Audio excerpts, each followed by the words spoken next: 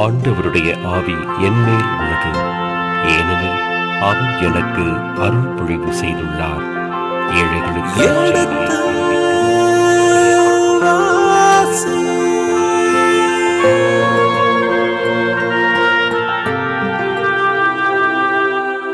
எடுத்து வாசி.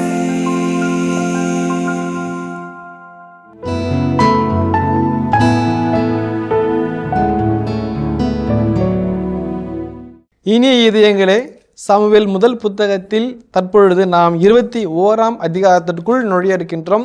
விவிலிய விளக்கங்களுக்கு செவிமடுக்க இருக்கின்றோம். தந்தையவர்களுக்கு உங்கள் சார்பாக வணக்கம் சொல்லி நிகழ்ச்சியை தொடங்குவோம். வணக்கம் தந்தையவர்களே.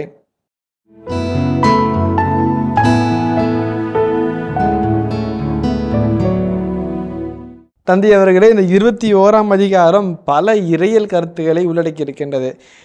இயேசு கிறிஸ்துவே இதை மேற்கோள் காட்டிய பகுதியும் ஒன்று இருக்கின்றது. எனவே முக்கியமான அதிகாரத்திற்குள் எவையெல்லாம் நாங்கள் சுவைத்து பார்க்க முடியும், எவற்றிலெல்லாம் இன்னும் ஆழமாக நீங்கள் எங்களை வழிநடத்தி செல்ல முடியும் என்பதையெல்லாம் எண்ணி பார்த்து வியப்பில் இருக்கின்றோம். உங்கள் வார்த்தைகள் எங்களுக்கு ஊக்கமளிக்கும் தந்தையவர்களே. நன்றி.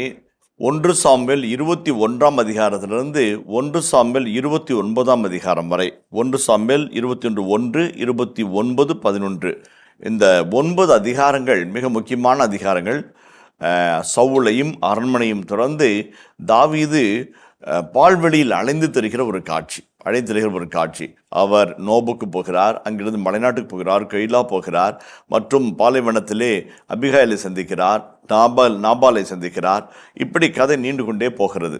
அந்த பாலைவன நிகழ்வுகள் இடத்தை மட்டும் குறியீடாக கொள்ளவில்லை, அவருடைய வாழ்நிலையும் குறியீடாக கொடுக்கிறது.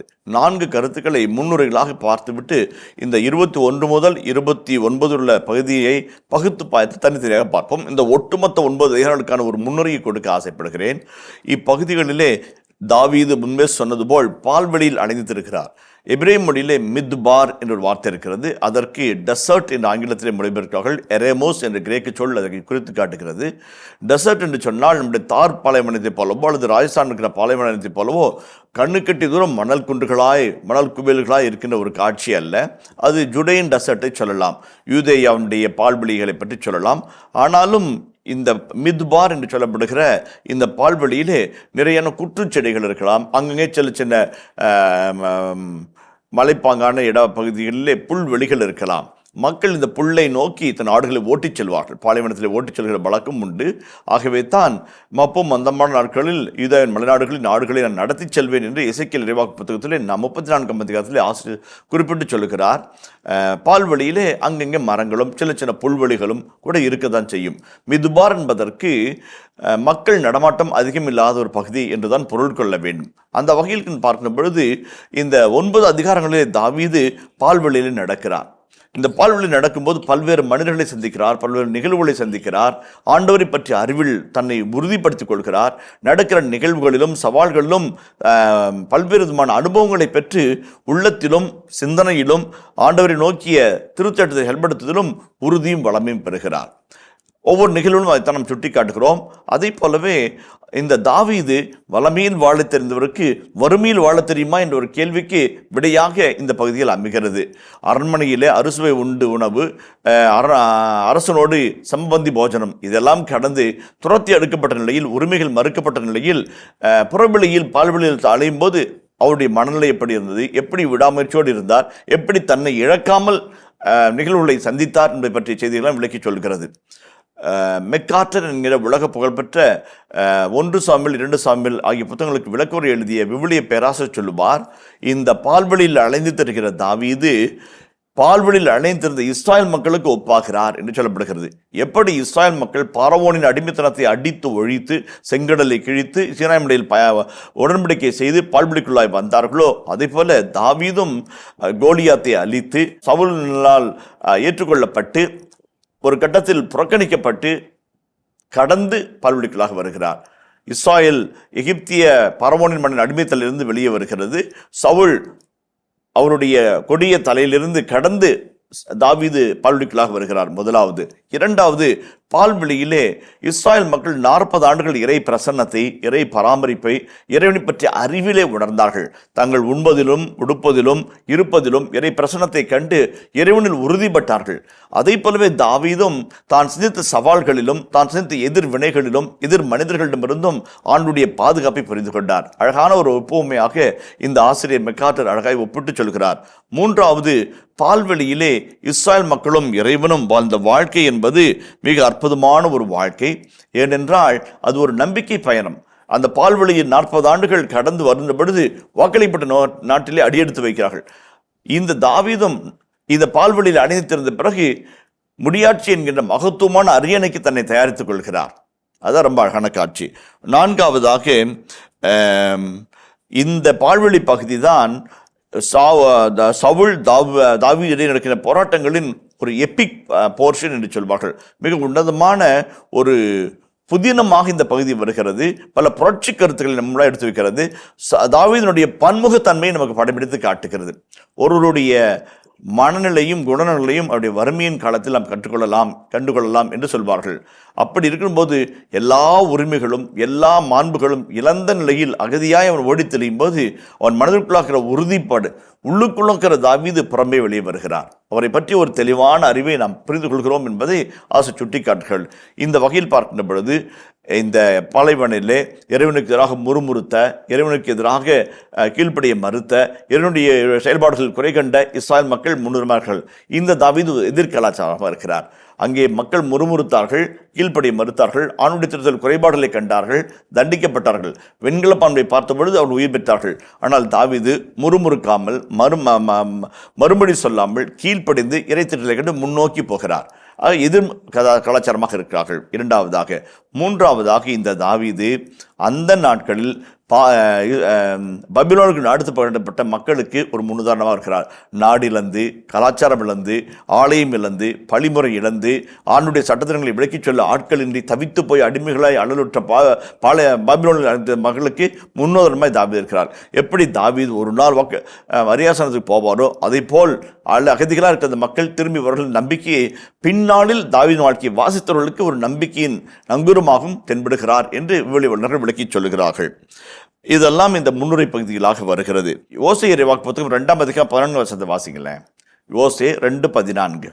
ஆதலால் நான் அவளை நயமாக கவர்ந்தெழுப்பேன், பால் நிலத்திற்கு அவளை கூட்டி போவேன், நெஞ்சுருக அவளுடன் பேசுவேன். அவளுடைய திராட்சை தோட்டங்களை அவளுக்கு திரும்ப கொடுப்பேன், ஆக்கோர் பள்ளத்தாக்கை நம்பிக்கையின் வாயிலாக மாற்றுவேன். அப்பொழுது அவள் அங்கே தன் இளமையின் நாள்களிலும் எகிப்து நாடு நின்று வெளியேறிய காலத்திலும் பாடியது போல் பாடுவாள். அந்நாளில் என் கணவன் என என்னை அவள் அழைப்பாள், என் பாகாலே என இனிமேல் என்னிடம் சொல்ல மாட்டாள் என்கிறார் ஆண்டவர். அந்த பகுதி அழகான ஒரு பகுதி. ஓசிய பெரியவாக்கு புத்தகம் 2ஆம் அதிகாரம் 14 வசனம். அவள் யாரு? இஸ்ரேல். என்ன சொல்றாரு? நயமாக கவர்ந்திருந்து எங்க கூட்டு போறாரு? பாலை கூட்டு போறாரு. இப்போ என்னாச்சுன்னா, இஸ்ராயல் மக்கள் காதலி, இறைவனுடைய காதலி, இறைவன் காதலன். சண்டை வந்துருச்சு, பேச மாட்டேங்கிறாங்க, புணங்கிக்கிறாங்க, சினுக்குன்னா புணங்குன்ற மாதிரி ஊழல் இதாக்குறாங்க. இப்போ யாவை கொஞ்சம் தாஜா பண்ணி சம்சாரத்தை சரி பண்ணணும். அதுதான் என்ன சொல்றாரு? அவளை நயமாக அவளிடம் பேசி கவர்ந்திலிருந்து அவளை பாலினத்தில் கூட்டி போவாங்கிறாரு. நான் ஃபர்ஸ்ட் படித்த உடனே இந்த மாதிரிலாம் லவ் பண்ணால் எங்கே ஒர்க் அவுட் ஆக போகுது அப்படின்னு ஒரு எண்ணம் வந்துச்சு. கடவுள் என்ன சொல்கிறாரு? பாலைவனத்தில் கூட்டிகிட்டு போவேன் அப்படின்னு சொல்கிறாரு. ஒரு பார்க்குக்கு போவோம், ஒரு மாலுக்கு போவோம், ஒரு சினிமா தேட்டருக்கு போவோம், அல்ல ஒரு எக்ஸிபிஷனுக்கு போவோம். ஏதோ கொஞ்சம் அப்படியே அதை ஏதோ ஆசைப்பட்டது வாங்கி கொடுத்து பொணங்கி கோபமாக இருக்கிற பொண்டாட்டியை சரி பண்ணலாம். இவர் பாலைவனத்துக்கு கூட்டு போங்கிறாரு. இவருக்கு இந்த லவ் பண்ணவே தெரியாமல் இப்படி எப்படி சமாளிக்க போகிறாரோ அப்படின்னு ஒரு யோசனை வந்துச்சு. ஆனால் ஒரு வேளை ஒரு ஐஸ்கிரீம் பார்க்குக்கு கூப்பிட்டு போகிறோன்னு வச்சுக்கோங்களேன், ஐஸ்கிரீம் வாங்கி கொடுக்குறேன்னு வச்சுக்கோங்களேன், அது பாட்டு மொய் ஐஸ்கிரீமும் சாப்பிட்டுட்டு பேசாது. ஒரு தியேட்டருக்கு கூப்பிட்டு போனால் பாப்கார்ன் 1/2 கிலோ கையில் வச்சுக்கிட்டு படத்தையே பார்த்துட்டு மொக்க வச்சுன்னு சாப்பிட்டுட்டு இருக்கோம். ஆண்டவர் இப்போ பொறுமை எவ்வளோ பேசி முடிப்பேன், எப்போ நம்மளை பாப்பா பேசணும்னு வரும். பாலைவனத்துக்கு கூப்பிட்டு போனால் கண்டுகட்டு வரைக்கும் மணல் தான், மட்டை ஒன்றும் கிடையாது, மக்கள் ஒருத்தரும் கிடையாது. இவர் சொல்லணும்னு அவர் கேட்டே ஆகணும், வேறு வழியே இல்லை இல்லைங்களா? அவர் பிளான் பண்ணி செய்கிறாரு, பாலைவனத்துக்கு கூப்பிட்டு போய் பேசவேங்கிறாரு அப்படின்னு நினச்சோம். ஆனால் விடிய மீட்பு திட்டத்தில் பால்வெளி வனாந்தரம் என்பது மிக அற்புதமான வார்த்தை. இப்போ நீங்கள் நம்ம அப்பா அம்மா கல்யாணம் பண்ணிக்கிட்டாங்க இல்லைங்களா. அப்போ அந்த காலத்தில் 50 வருஷம் முன்னாடி 60 வருஷம் முன்னாடி கல்யாணம் பண்ணாங்க. என்ன பண்ணார், அப்பா அம்மாவை வேளாங்கண்ணி கூப்பிட்டு போனார். கூட்டிகிட்டு போய் 2 நாள் அங்கேயே தங்கி மீன்கள்லாம் வாங்கி சமைச்சு சாப்பிட்டுவிட்டு மாதாவுக்கு வேண்டுதல் செலுத்திட்டு நன்றி சொல்லிட்டு ஒருத்தர் புரிஞ்சுக்கிறாங்க, கடவுளுக்கு நன்றி சொல்கிறாங்க, திரும்பி வராங்க. அந்த பயணம் என்பது ஒரு புரிந்து கொள்ளக்கூடிய அற்புதமான ஒரு செயல்பாடு பயணம். காசு இருக்கிறவன் ஹனிமூனுக்கு சிங்கப்பூர் போகிறான், காசு இல்லாதவன் ஏத்தாப்பூர் போகிறான், அவ்வளோதான். காசு இருந்தால் அங்கே, காசு இல்லைன்னா இங்கே. கடவுள் மீறி போனால் எவ்வளோ நாள் ஹனிமூன் போவோம், ஒரு 10 நாள் மைனர் ஜாலி மணிபர்ஸ் காலி நாள் திரும்பி வந்துட வேண்டியது தான். ஆனால் கடவுள் இஸ்ராயல் மக்களோட ஹனிமூன் போகிறார். எவ்வளோ நாள், 40 வருஷம். 40 வருஷம் ஹனிமூன் போகிறார். அப்பா அது யாருமே போயிருக்க முடியாது. 40 வருஷம் போகிறாரு. அந்த பொண்ணு சொல்லுது, ஏங்க சமத்தியாக வெயில் அடிக்குது, இதில் போய் எப்படிங்க மனுஷன் நடப்பானா அப்படிங்க. தப்புக்குன்னு அப்படி மேகத்தில் நின்றுக்கிறாரு. கவலைப்படாதம்மா நான் இருக்கிறேன் அப்படிங்கிறாரு. அந்த பொண்ணு பருக்கி வச்சு போட்டு படுக்க போகுது. படுக்கல, ஏங்க அப்படிங்குது. என்னம்மா அப்படிங்கிறாரு. இவ்வளோ கும்மு இருட்டாக்குது, ஒரு நரி வரும், பாம்பு வரும், தேல் வரும், வனந்தத்தில் படுக்க சொல்கிறீங்களே, கவலைப்படாமா அப்படி நெருப்புத்துணும் நிற்கிறார். என்னை மீறி ஒன்று யாரும் திட்ட முடியாமல் அப்படியே கொஞ்சம் போக்கல, தாகமாக இருக்குதுங்கிறாரு. பாறை அடித்து தண்ணி கடன்னு வர வைக்கிறாரு. ஒரு காதலன்கிறவன் யார், ப்ரொடெக்டர் ப்ரொவைடர் இல்லைங்களா. ஒரு பாதுகாப்பை தருகிறவர், அதே போல் பராமரிக்கிறவர். அதான் நல்ல காதல். சாமி எல்லாம் பண்ணுறாரு. அது சொல்லுது, ஏங்க ஞாயிற்றுக்கிழமை ஒரு கறி கவிச்சு இல்லாமல் எப்படிங்க ஞாயிற்றுக்கிழமை, அப்படியம்மா காடைகளை கொடுக்குறாரு. பொரிச்சு சாப்பிடு, ஃப்ரை பண்ணிக்கோ, அல்லது வேக வச்சு சாப்பிட்டுக்கோ சொல்கிறாரு. என்னப்பெல்லாம் அது கேட்டுச்சோ அதை அவர் கொடுத்தார். எப்படியெல்லாம் அது இருக்குன்னு ஆசைப்பட்டுச்சோ அப்படிலாம் பார்த்துக்கிட்டார். இப்போ என்ன சொல்கிறாரு, இப்போ நீ புணங்கிட்டார். இப்போ வாக்களிக்கப்பட்ட நாட்டுக்கு வந்தாச்சு, ஓசை பொறுத்தவரை வாக்களிப்பு நாட்டில் வந்தாச்சு. அது வரைக்கும் ஹாய்ன்னு சொன்னவர் வாக்களிக்கப்பட்ட நாட்டு போன உடனே பாய்ங்குது. அப்போ அந்த பொண்ணை மறுபடியும் கூட்டிகிட்டு வரேன். இல்லை இங்கே பாரு, இங்கே தானே தண்ணி கொடுத்தேன், இங்கே தானே உனக்கு காடைகளை கொடுத்தேன், இங்கே தானே உனக்கு மண்ணா கொடுத்தேன், இங்கே தானே உனக்கு நெருப்புத்துறான் நின்னேன், இங்கே தானே உனக்கு மேகத்துடன் நின்னேன், மறந்துட்டியா? So the place of desert becomes a place of realisation. ரொம்ப அழகான ஒரு எடுத்துக்காட்டான பகுதி. அந்த பகுதி பாலைவனம் என்பது அண்மை தொன்மை கிழக்கு நாடுகளில் தீய ஆவிகள் இருக்கிற இடம் அப்படின்னு சொல்லி நான் நினச்சாங்க. ஆனால் இஸ்ராயலுடைய கலாச்சாரத்தில் பாலைவனம் என்பது எ பிளேஸ் ஆஃப் ரியலைசேஷன். அது ஒரு டியூஷன் சென்டர். அங்கே போகிறவங்க இழந்து போனதை மீண்டும் பெற்றுக்கொள்வதற்காக, ஒரு 10ல் தோத்துட்டோம், 12ல் தோத்துட்டோம், ஒரு எஸ்எல்ஸில் தோத்துட்டோம், பியூசில் தோத்துட்டோம், டியூஷனில் போய் ரீகெயின் பண்ணி மறுபடியும் வாழ்க்கையில் வந்துடுறாங்க, மற்றவங்களோட போட்டி போட வந்துடுறாங்க. இழந்து போனதை மீண்டும் பெற்றுக்கொள்ளக்கூடிய ஒரு அற்புதமான ஒரு பகுதியாக பால்வெளி இருக்குது. ஆகவே தான் ஆண்டு சொல்கிறாரு, அவளை பாலைவனத்தை கூப்பிட்டு போவேங்கிறார். பால்வெளியில் அலைந்து தெரிக்கிற தாவீது ஆண்டுடைய அன்பை பார்ப்பார், பராமரிப்பை பார்ப்பார், அவருடைய பாதுகாப்பை பார்ப்பார், இன்னும் உறுதிப்படுவார். தனக்குள்ளாக இருக்கிற அந்த வைராக்கியத்தையும் தனக்குள்ளாக இருக்கிற ஆண்டு பற்றிய பற்றுறுதியும் இன்னும் உருக்கி பற்றிக்கொள்வார். அதுதான் அழகான ஒரு பகுதியாக இருக்குது. அதனால தான் மெக்கார்ட்டர் என்கிற உலக புகழ்பெற்ற ஆசை சொல்கிறாரு, இட்ஸ் எபிக் போர்ஷன் அப்படிங்கிறார். எபிக்னா உயர்தரமான ஒரு ஹீரோயிக் ஸ்டோரி. அந்த உண்மையான ஹீரோவை இங்கே தான் பார்க்குறோம். தாவீதுங்கிற ஒரு மகத்தான மனிதனை இந்த இடத்துல பார்க்குறோம். கோலியத்தை அடிக்கும்போது ஒரு பொடி பையன், அரண்மனையும் தப்பிக்கும் போது ஒரு இசைக்கல்ல வல்லுநன், ஃப்ரெண்டோட பழகும்போது அவன் ஒரு ஃப்ரெண்டு. இப்போ தாவீது யாருன்னு காமிக்கிறதுக்கு இந்த பகுதி 21 29 பகுதியில் யாரா அவரு, ஓ மகனே இவ்வளோ வல்லமையா, இவ்வளோ ஒரு உறுதிப்பாடா, இவ்வளோ ஒரு திண்மையான மன உறுதியா, அது இந்த இடத்துல காமிக்கிறார். அதுதான் அழகானது. அதே அவருடைய பல்முக திறமைகள், அந்த பலதரப்பட்ட அவருடைய என்ன எழுச்சிகள் எல்லாவற்றையும் அழகாக படம் பிடிச்சு காப்பார். இந்த பகுதியில் தான் இன்னொரு மனைவியாகி அபிகாயில சந்திப்பார். நிறைய காரியங்கள் வரும். ஒரு அழகான ஒரு பகுதி, அற்புதமான ஒரு பகுதி, நிறைய நிகழ்வுகளை அடிக்கொண்டு போகிறார். அதான் சொல்கிறேன், இந்த முதல் 1 சாமுவேல் 2 சாமுவேல் ஒரு ஆங்கில திரைப்படம் பார்க்குற மாதிரி உட்காந்து நுனிசீட்டில் உட்காந்து பார்க்கணும். அப்படியே பரபரப்பாக சீனுக்கு சீன் விறுவிறுப்பு, பரபரப்பு, அந்த நுணுக்கம் அழகாக.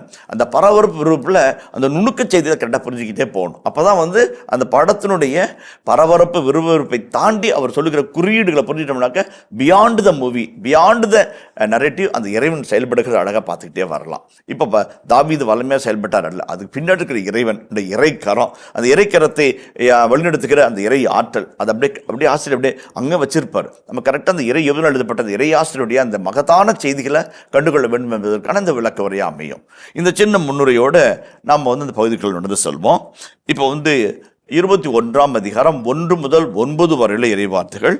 சவுலிடமிருந்து தாவீது தப்பித்தல் என்கின்ற அருமையான ஒரு பகுதியை நாம் சந்திக்கிறோம். இதை தாவீது நோபில் இருந்து செயல்பட்ட தன்மை என்கிற ஒரு பகுதியான பொருள் கொள்ளலாம். அந்த முதல் 2 வசனத்தை வாசிப்போமே. தாவீது நோபில் இருந்த குரு அகிமெலக்கிடம் சென்றார். அகிமெலக்கு தாவீதை நோக்கி நடுக்கத்துடன் அவரிடம், நீ ஏன் தனியே இருக்கிறாய்? உன்னுடன் யாரும் வரவில்லையா என்றார். அதற்கு தாவீது குரு அகிமெலேக்கிடம், அரசர் எனக்கு ஒரு பணியை கட்டளையிட்டுள்ளார். நான் உன்னை அனுப்பிய நோக்கத்தையும் உனக்கு அளித்த கட்டளையும் ஒருவரும் அறியக்கூடாது என்று அரசர் கூறியுள்ளார். எனவே ஒரு குறிப்பிட்ட இடத்தில் என்னை சந்திக்குமாறு என் தோழர்களுக்கு சொல்லியுள்ளேன். 1-2 வசனங்கள் நிறைய செய்திகள் இருக்குது. அதை பார்த்துட்டு அப்படியே கடந்து போவோம். நோபு என்கின்ற ஒரு இடம். மெக்கார்டர் என்கிற ஆசிரியர் மீண்டுமாக சொல்லுகிறார், நோபு என்பது சாதாரண ஒரு இடம் அல்ல, மாறாக கிபியாவிலிருந்து ஆட்சி புரிகிற சவுலுடைய அரச வழிபாட்டு தலம். It's a royal cultic sanctuary. More than any other sanctuary, it's most important sanctuary. முக்கியமான முடிவுகள் எடுக்கிறது, முக்கியமான நிகழ்வுகளை அங்கே வரையறை செய்கிறதால அங்கே தான் சவுல் செய்வார் என்று சொல்லி அந்த இடம் குறிப்பிட்டு காட்டுகிறது. நோபு அவ்வளோ முக்கியமான இடம். அந்த படத்தை தாண்டி போகிறார், நோபுக்கு அங்கே வரார், தாவீது அங்கே வரார், அந்த பகுதி வரார். கிட்டத்தட்ட ஒரு வட கிழக்கு பகுதியில், எருசலேமிலிருந்து வடகிழக்கு பகுதியில் கரெக்டாக ஒரு 2 மைல் தொலைவு தான் இருக்குது. இந்த மவுண்ட் ஸ்கோப்போஸ் என்று இன்றைய நாளில் சொல்லுவாங்க. இன்றைய நாள் ஒரு ஹீப்ரு யூனிவர்சிட்டி இருக்குது, அங்கே படிக்கக்கூடிய வாய்ப்பு ஆண்டவர் கொடுத்தாரு. அந்த மவுண்ட் ஸ்கோப்போஸ் மலைப்பாதையில் தான் இந்த நோபு பகுதி இருக்குது. இந்த சவுலுடைய அரசவை கல்டிக் சென்டர் வழிபாட்டுத்தலம் அங்கே இருக்குது. அங்கே அகிமெலேக் என்கிற ஒரு மனிதர் இருக்கிறார். இந்த அகிமெலேக்கு அரசவையினுடைய வழிபாட்டு தலனதுனால அங்கே என்ன நடக்குதுன்றதெல்லாம் இங்கே அவருக்கு செய்தி வந்துக்கிட்டே இருக்கும். ஏன்னா அவங்கள முக்கியமான ஹாட்லைன் இருக்கிற மாதிரி முக்கியமான தகவல் தொடர்பில் இருப்பாங்க. அப்போ அவர்கள் தான் அந்த வார்த்தை சொல்லுது, நடுக்கத்துடன் வந்து, நீ வந்தாவே இங்கே நடுங்குது, அதிருதுப்பா அப்படின்ற மாதிரி சொல்கிறாரு. நீ வர அப்படின்னு நடுக்கத்துடன் வர்றாரு. அப்போ கேட்குறாரு, நீ ஏன் தனியாக வந்த, மற்றவர்களோட வீரர்கள்லாம் எங்கே அப்படின்னு சொல்லி கேட்குறாரு. 2 கேள்வியில் கேட்குறாரு. அதில் ஒரு ஆழ்ந்த அர்த்தம் இருக்குது. இப்போ இந்த நோப் என்பது ஒரு அரசவையினுடைய வழிபாட்டு தலமாக இருந்தாலும் it is not a cultic city. லேவியர்கள் வாழ்கின்ற ஒரு இடம் பகுதி அல்ல, மாறாக ஆரோனுடைய வழிவம்சத்தை சார்ந்த ஒரு குழுவினர் அங்கே குடியிருந்ததாக வரலாற்று குறிப்புகள் தெரிவிக்கின்றன. லேவியர் 22:19 வாசிப்போமே. ஆரோன் அவன் புதல்வர் மற்றும் இஸ்ரேல் மக்கள் அனைவரிடமும் கூற வேண்டியது, இஸ்ரேலரோ இஸ்ரேலிடையே தங்கியிருக்கும் அந்நியர்களோ தங்கள் பொருத்தனைக்கு ஏற்ப அல்லது ஆர்வ மிகுதியால் எரிபலிக்காக செலுத்தும் காணிக்கை அவரவர் விருப்பப்படியே ஆடு மாடு வெள்ளாடு எவற்றிலேனையும் பழுதற்ற ஓர் ஆணாய் இருப்பதாக, பழுதான எதையும் உங்களுக்காக செலுத்தலாகாது. அதான் பாருங்க. இப்போ ஆரோன் அந்த வெளிவந்தவர்கள் வாழ்வதற்காக ஒவ்வொரு நகரங்கள் இருக்கிறது. அந்த நகரங்களிலே ஆண்டுடைய பழிமுறைகளை நெறிப்படுத்தும், ஆண்டுடைய பழிமுறைகளை செலுத்தும் அந்த பகுதியில் உருவாக்கப்பட்டிருக்கிறது. அந்த வகையில் பார்க்கின்ற பொழுது இந்த நோப் என்பது ஒரு லெவிட்டிக்கல் சிட்டி அல்ல, லேவியருடைய நகரம் அல்ல.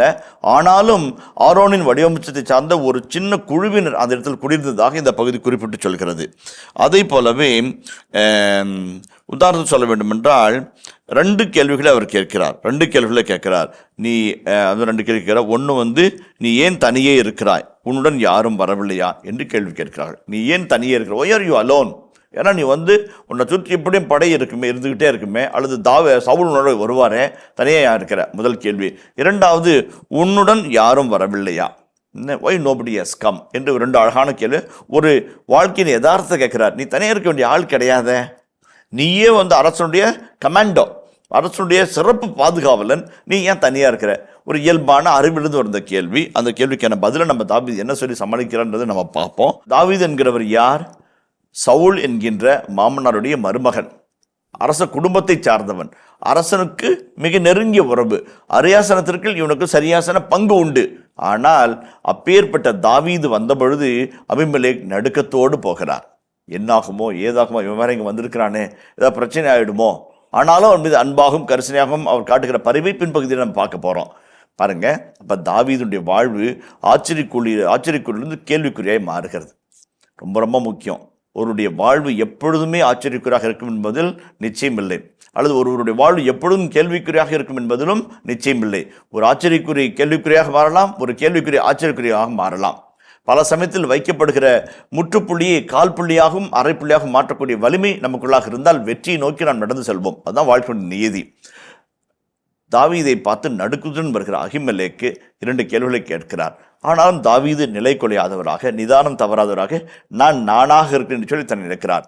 விழாமல் ஓடுவேன் என்பது நம்பிக்கை, விழுந்தாலும் எழுந்து ஓடுவேன் என்பது தன்னம்பிக்கை. தாவீது அதை தான் பார்க்கிறார். விழாம ஓடணும் என்று உலகம் அவனை எதிர்பார்த்தது. அவன் அரசவையிலிருந்து தடுக்கி விழுந்தான். அரசரால் கொல்ல தேடப்பட்டான். அவன் விழுந்து ஓட வேண்டியதாக இருக்கிறது. விழுந்தாலும் நான் ஓடுவேன் என்ற தன்னம்பிக்கையில் புறப்பட்டு போகிறான். அதுதான் நம்ம பார்க்குறோம். அதை எங்கே பார்க்குறோம்? அந்த 3-4 வசனங்களில் பார்க்குறோம். நீ ஏன் தனியாக இருக்கிற, உங்களோட யாரும் வரலையா என்று அகிமெலேக் நடுக்கத்தோடு கேட்ட பொழுது தாவீது சொல்கிற வார்த்தைகளிலே ஒரு அற்புதமான விடை இருக்கிறது. அவருடைய தன்னம்பிக்கை இருக்கிறது, அவருடைய மதியம் இருக்கிறது. அதை நம்ம பார்ப்போம். அதற்கு தாவீது குரு அகிமெலேக்கிடம், அரசர் எனக்கு ஒரு பணியை கட்டளையிட்டுள்ளார். நான் உன்னை அனுப்பிய நோக்கத்தையும் உனக்கு அளித்த கட்டளையையும் ஒருவரும் அறியக்கூடாது என்று அரசர் கூறியுள்ளார். எனவே ஒரு குறிப்பிட்ட இடத்தில் என்னை சந்திக்குமாறு என் தோழர்களுக்கு சொல்லியுள்ளேன். ஓகே, இப்போ அரசர் எனக்கு ஒரு தனிப்பட்ட வேலை கொடுத்துள்ளார். அது யார்கிட்ட சொல்ல வேணான்னு அரசர் சொல்லியிருக்கிறார். இந்த அரசர் என்கிறவர் யார்? தாவீது பொய் சொல்கிறாரா? அபிஷேகம் செய்யப்பட்டவர் பொய் சொல்லலாமா என்றெல்லாம் கேள்விகள் எழலாம். அதற்கு விவிலிய வல்லுநர்கள் அழகான விடையை சொல்லுகிறார்கள். பல சமயங்களில் தாவீது கடவுளை அரசராகவும் விவிலியமே இறைவனை அரசராகவும் படம் பிடித்து காட்டியிருக்கிறதை நாம் பல இடங்களில் நாம் பார்க்கிறோம். உதாரணத்திற்கு 8ஆம் அதிகாரம் 7ஆம் வசனத்தை வாசிப்போமே. ஆண்டவர் சாமுவேலிடம் கூறியது, மக்கள் குரலையும் அவர்களிடம் கூறுவது அனைத்தையும் கேள், ஏனெனில் அவர்கள் உன்னை புறக்கணிக்கவில்லை, அவர்களை நான் ஆளாதபடி என்னைத்தான் புறக்கணித்து விட்டனர். அப்போ சாமுவேல் தலைவராக இருக்கிறார். ஒரு அரசனை போல நீதி தலைவராக, ஒரு இறைவாக்கினராக, ஒரு குருவாக செயல்படுகிறார். அவங்க அரசன் வேண்டும்னு கேட்டப்ப ஒன்னை புறக்கணிக்கல, அரசனாக என்னை புறக்கணித்தார்கள் என்று ஆண்டவர் சொல்லுகிறார். அப்ப இறைவன் தன்னை அரசனாக அடையாளம் காட்டுகிறார். அதே 1 சாமுவேல் 12ஆம் அதிகாரம் 12ஆம் வசனத்தை வாசிப்போமே. அம்மோனிய அரசன் நாகாசு உங்களை எதிர்த்து வருவதை கண்டபொழுது நீங்கள் இல்லை, எங்களை அரசால எங்களுக்கு ஒரு அரசர் வேண்டும் என்று என்னிடம் கூறினீர்கள். இதோ நீங்கள் விரும்பி தேர்ந்து கொண்ட அரசர், நீங்கள் வேண்டியவாறு உங்களையால ஆண்டவர் ஒரு அரசை தந்துள்ளார். நீங்கள் ஆண்டவருக்கு அஞ்சி அவருக்கு பணிந்து அவர் குரலுக்கு செவி கொடுத்து ஆண்டின் கட்டளைக்கு எதிராக கலகம் விளைவிக்காமலும் நீங்களும் உங்களை ஆளும் அரசரும் உங்கள் கடவுளாகிய ஆண்டவரை பின்பற்றுவர்களாக இருப்பீர்கள். அப்போ அரசனை பின்பற்றுனா கடவுளை பின்பற்ற மாதிரி. ஏன்னா அவர் அரசருக்கு இல்லாமல் அரசனை கொடுப்பது இறைவன் தான். அப்போ அரசனின் ஊற்று என்பதும் இறைவன் தான். அப்போ கடவுளை அரசன்னு சொல்றதும் தப்பே கிடையாதுன்னு 1 சாமுவேல் 8ஆம் அதிகாரம் மற்றும் 12ஆம் அதிகாரம் சொல்லுது. அதே போல திருப்பாடல் 5:2 வாசிப்போமே. என் அரசரே, என் கடவுளே, என் கெஞ்சும் குரலை உற்று கேளும். என் அரசரே, என் கடவுளே, என் கெஞ்சும் குரலை உற்று கேளும். கடவுளை அரசரா பார்க்குது. திருப்பாடல் 5:2 29 வாசிப்போமே. ஆண்டவரே, அரசருக்கு வெற்றி அருளும், நாங்கள் கூப்பிடும் வேளையில் எங்களுக்கு பதிலளியும். ஓகே, அரசருக்கு பதில் நாங்கள் கூப்பிடல, அவங்க கூப்பிடல, அரசருக்கு நீங்கள் சொன்னீங்கன்னா அரசருக்கு பதில். 24:7 முதல் 10 வரையில் இறை வார்த்தைகள். வாயில்களே, உங்கள் நிலைகளை உயர்த்துங்கள், தொன்மைமிகு கதவுகளே உயர்ந்து நில்லுங்கள், மாட்சிமிகு மன்னர் உள்ளே நுழையட்டும். மாட்சிமிகு மன்னர் இவர் யாரோ? வலிமையும் ஆற்றலும் கொண்ட ஆண்டவர் இவர், இவரே போரில் வல்லவரான ஆண்டவர். போரில் வல்லவரான ஆண்டவர், மாட்சிமையும் மகிமை மிகுந்த ஆண்டவர் என்று இறைவனை பற்றிய அழகான வர்ணனையை திருப்பாடல் அழகாய் சுட்டி காட்டுகிறது. அந்த வகையில் பார்க்கின்ற பொழுது இறைவனை அரசனாக பார்ப்பது என்பது முடியாட்சி காலத்திலும் அதற்கு பின்னாடி நாட்டிலும் வந்த ஒரு அழகான ஒரு கோட்பாடு, சித்தாந்தம். அந்த வகையில் பார்க்கும்போது தாவீது பொய் சொல்லவில்லை. இவன் அகிமெலேக் அரசனை பற்றிய செய்திகளுக்காக காத்திருக்கிறார். தாவீதும் அரசனை பற்றிய செய்தியை கொடுக்கிறார். ஆனால் அவர் போய் கேட்ட அரசனும் இவர் சொல்ற அரசனும் வெவ்வேறு அரசர்கள். ரொம்ப அழகான ஒரு நீதியாக அந்த இடத்துல நம்ம பார்க்கிறோம். தாவீது என்கிறவர் யார்?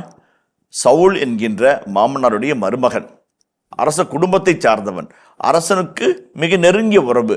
அரியாசனத்திற்கு இவனுக்கு சரியாசன பங்கு உண்டு.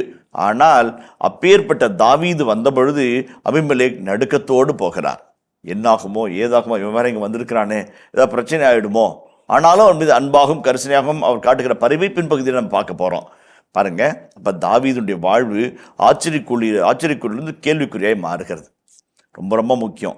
ஒருவருடைய வாழ்வு எப்பொழுதுமே ஆச்சரியக்குறியாக இருக்கும் என்பதில் நிச்சயமில்லை, அல்லது ஒருவருடைய வாழ்வு எப்பொழுதும் கேள்விக்குறியாக இருக்கும் என்பதிலும் நிச்சயமில்லை. ஒரு ஆச்சரியக்குறி கேள்விக்குறியாக மாறலாம், ஒரு கேள்விக்குறி ஆச்சரியக்குறியாக மாறலாம். பல சமயத்தில் வைக்கப்படுகிற முற்றுப்புள்ளியை கால் புள்ளியாகவும் அரை புள்ளியாகவும் மாற்றக்கூடிய வலிமை நமக்குள்ளாக இருந்தால் வெற்றியை நோக்கி நாம் நடந்து செல்வோம். அதுதான் வாழ்க்கையின் நியதி. தாவீதை பார்த்து நடுக்குடன் வருகிற அகிமெலேக்கு 2 கேள்விகளை கேட்கிறார். ஆனாலும் தாவீது நிலை கொலையாதவராக, நிதானம் தவறாதவராக, நானாக இருக்கிறேன் என்று சொல்லி தன்னை நினைக்கிறார். விழாமல் ஓடுவேன் என்பது நம்பிக்கை. விழுந்தாலும் எழுந்து ஓடுவேன் என்பது தன்னம்பிக்கை. தாவீது அதை தான் பார்க்கிறார். விழாம ஓடணும் என்று உலகம் அவனை எதிர்பார்த்தது. அவன் அரசவையிலிருந்து தடுக்கி விழுந்தான். அரசரால் கொல்ல தேடப்பட்டான். அவன் விழுந்து விழுந்து ஓட வேண்டியதாக இருக்கிறது. விழுந்தாலும் நான் ஓடுவேன் என்ற தன்னம்பிக்கையில் புறப்பட்டு போகிறான். அதுதான் நம்ம பார்க்குறோம். அதை எங்கே பார்க்குறோம்? அந்த 3-4 வசனங்களில் பார்க்குறோம். நீ ஏன் தனியாக இருக்கிற, உங்களோட யாரும் வரலையா என்று அகிமெலேக் நடுக்கத்தோடு கேட்டபொழுது தாவீது சொல்கிற வார்த்தைகளிலே ஒரு அற்புதமான விடை இருக்கிறது. அவருடைய தன்னம்பிக்கை இருக்கிறது, அவருடைய மதியம் இருக்கிறது. அதை நம்ம பார்ப்போம். அதற்கு தாவீது குரு அகிமெலேக்கிடம், அரசர் எனக்கு ஒரு பணியை கட்டளையிட்டுள்ளார். நான் உன்னை அனுப்பிய நோக்கத்தையும் உனக்கு அளித்த கட்டளையையும் ஒருவரும் அறியக்கூடாது என்று அரசர் கூறியுள்ளார். எனவே ஒரு குறிப்பிட்ட இடத்தில் என்னை சந்திக்குமாறு என் தோழர்களுக்கு சொல்லியுள்ளேன். ஓகே, இப்போ அரசர் எனக்கு ஒரு தனிப்பட்ட வேலை கொடுத்துள்ளார். அது யார்கிட்ட சொல்ல வேணாம்னு அரசர் சொல்லியிருக்கிறார். இந்த அரசர் என்கிறவர் யார்? தாவீது பொய் சொல்கிறாரா? அபிஷேகம் செய்யப்பட்டவர் பொய் சொல்லலாமா என்றெல்லாம் கேள்விகள் எழலாம். அதற்கு விவிலி வல்லுநர்கள் அழகான விடையை சொல்லுகிறார்கள். பல சமயங்களில் தாவீது கடவுளை அரசராகவும் விவிலியமே இறைவனை அரசராகவும் படம் பிடித்து காட்டியிருக்கிறதை நாம் பல இடங்களில் நாம் பார்க்கிறோம். உதாரணத்திற்கு 8ஆம் அதிகாரம் 7ஆம் வசனத்தை வாசிப்போமே. ஆண்டவர் சாமுவேலிடம் கூறியது, மக்கள் குரலையும் அவர்களிடம் கூறுவது அனைத்தையும் கேள், ஏனெனில் அவர்கள் உன்னை புறக்கணிக்கவில்லை, அவர்களை நான் ஆளாதபடி என்னைத்தான் புறக்கணித்து விட்டனர். அப்போ சாமுவேல் தலைவராக இருக்கிறார். ஒரு அரசனை போல நீதி தலைவராக, ஒரு இறைவாக்கினராக, ஒரு குருவாக செயல்படுகிறார். அவங்க அரசன் வேண்டும்னு கேட்டப்ப ஒன்னை புறக்கணிக்கல, அரசனாக என்னை புறக்கணித்தார்கள் என்று ஆண்டவர் சொல்லுகிறார். அப்ப இறைவன் தன்னை அரசனாக அடையாளம் காட்டுகிறார். அதே 1 சாமுவேல் 12ஆம் அதிகாரம் 12ஆம் வசனத்தை வாசிப்போமே. அம்மோனி அரசன் நாகாசு உங்களை எதிர்த்து வருவதை கண்டபொழுது நீங்கள் இல்லை, எங்களை அரசால எங்களுக்கு ஒரு அரசர் வேண்டும் என்று என்னிடம் கூறினீர்கள். இதோ நீங்கள் விரும்பி தேர்ந்து கொண்ட அரசர், நீங்கள் வேண்டியவாறு உங்களையால ஆண்டவர் ஒரு அரசை தந்துள்ளார். நீங்கள் ஆண்டவருக்கு அஞ்சி அவருக்கு பணிந்து அவர் குரலுக்கு செவி கொடுத்து ஆண்டின் கட்டளைக்கு எதிராக கலகம் விளைவிக்காமலும் நீங்களும் உங்களை ஆளும் அரசரும் உங்கள் கடவுளாகிய ஆண்டவரை பின்பற்றுவர்களாக இருப்பீர்கள். அப்போ அரசனை பின்பற்றுனா கடவுளை பின்பற்ற மாதிரி. ஏன்னா அவர் அரசருக்கு இல்லாமல் அரசர், அரசனை கொடுப்பது இறைவன் தான். அப்போ அரசனின் ஊற்று என்பதும் இறைவன் தான். அப்போ கடவுள் அரசன்னு சொல்றதும் தப்பே கிடையாதுன்னு 1 சாமுவேல் 8ஆம் அதிகாரம் மற்றும் 12ஆம் அதிகாரம் சொல்லுது. அதே போல திருப்பாடல் 5:2 வாசிப்போமே. என் அரசரே, என் கடவுளே, என் கெஞ்சும் குரலை உற்று கேளும். என் அரசரே, என் கடவுளே, என் கெஞ்சும் குரலை உற்று கேளும். கடவுளை அரசரா பார்க்குது. திருப்பாடல் 5:2. 29 வாசிப்போமே. ஆண்டவரே, அரசருக்கு வெற்றி அருளும், நாங்கள் கூப்பிடும் வேளையில் எங்களுக்கு பதிலளியும். ஓகே, அரசருக்கு பதில் நாங்கள் கூப்பிடல, அவங்க கூப்பிடல, அரசருக்கு நீங்கள் சொன்னீங்கன்னா அரசருக்கு பதில். 24:7 முதல் 10 வரையில் இறை வார்த்தைகள். வாயில்களே, உங்கள் நிலைகளை உயர்த்துங்கள், தொன்மைமிகு கதவுகளே உயர்ந்து நில்லுங்கள், மாட்சிமிகு மன்னர் உள்ளே நுழையட்டும். மாட்சிமிகு மன்னர் இவர் யாரோ? வலிமையும் ஆற்றலும் கொண்ட ஆண்டவர் இவர், இவரே போரில் வல்லவரான ஆண்டவர். போரில் வல்லவரான ஆண்டவர், மாட்சிமையும் மகிமை மிகுந்த ஆண்டவர் என்று இறைவனை பற்றி அழகான வர்ணனையை திருப்பாடல் அழகாய் சுட்டி காட்டுகிறது. அந்த வகையில் பார்க்கின்ற பொழுது இறைவனை அரசனாக பார்ப்பது என்பது முடியாட்சி காலத்திலும் அதற்கு பின்னாலே நாட்களும் வந்த ஒரு அழகான ஒரு கோட்பாடு, சித்தாந்தம். அந்த வகையில் பார்க்கும்போது தாவீது பொய் சொல்லவில்லை. இவன் அகிமெலேக் அரசனை பற்றிய செய்திகளுக்காக காத்திருக்கிறார். தாவீதும் அரசனை பற்றிய செய்தியை கொடுக்கிறார். ஆனால் அவர் போய் கேட்ட அரசனும் இவர் சொல்கிற அரசனும் வெவ்வேறு அரசர்கள். ரொம்ப அழகான ஒரு நீதியாக அந்த இடத்துல நம்ம பார்க்குறோம். எந்த இடத்துல யாருக்கும் நோகாமல் யாரையும் ஏமாத்தாத ஒரு ஹானஸ்ட் ஆன்சர், ஒரு நேர்மையான பதில். அவருக்கு வேண்டிய பதிலும் கிடைத்தாயிற்று, இவருக்கு வேண்டிய உண்மையும் அங்கே போய் சேர்ந்தாயிற்று என்று விழிவண்ணர்கள் சொல்கிறார்கள். அதை தொடர்ந்து பார்க்கும்போது, நீ ஏன் தனியே இருக்கிறாய், உன்னுடன் யாரும் வரவில்லையா? ரொம்ப அழகான ஒரு வார்த்தை. தனிமையாக போகிறது. இங்கே நோபுக்கு போகிறாரு. அவருடைய படைவர்கள் எங்கே இருக்கிறாங்கன்னு யாருக்குமே தெரியல, ஆனால் அங்கே தான் இருக்கிறாங்க. அடுத்த வசனத்தில் பார்ப்போம். அவர்கள் சுத்தமாக இருக்கிறாங்களா? சுத்தமாக தான் இருக்கிறாங்க. அவங்களுக்கு சாப்பிட்றது ஏதாவது கொடுங்கலாம் கேட்குறாரு.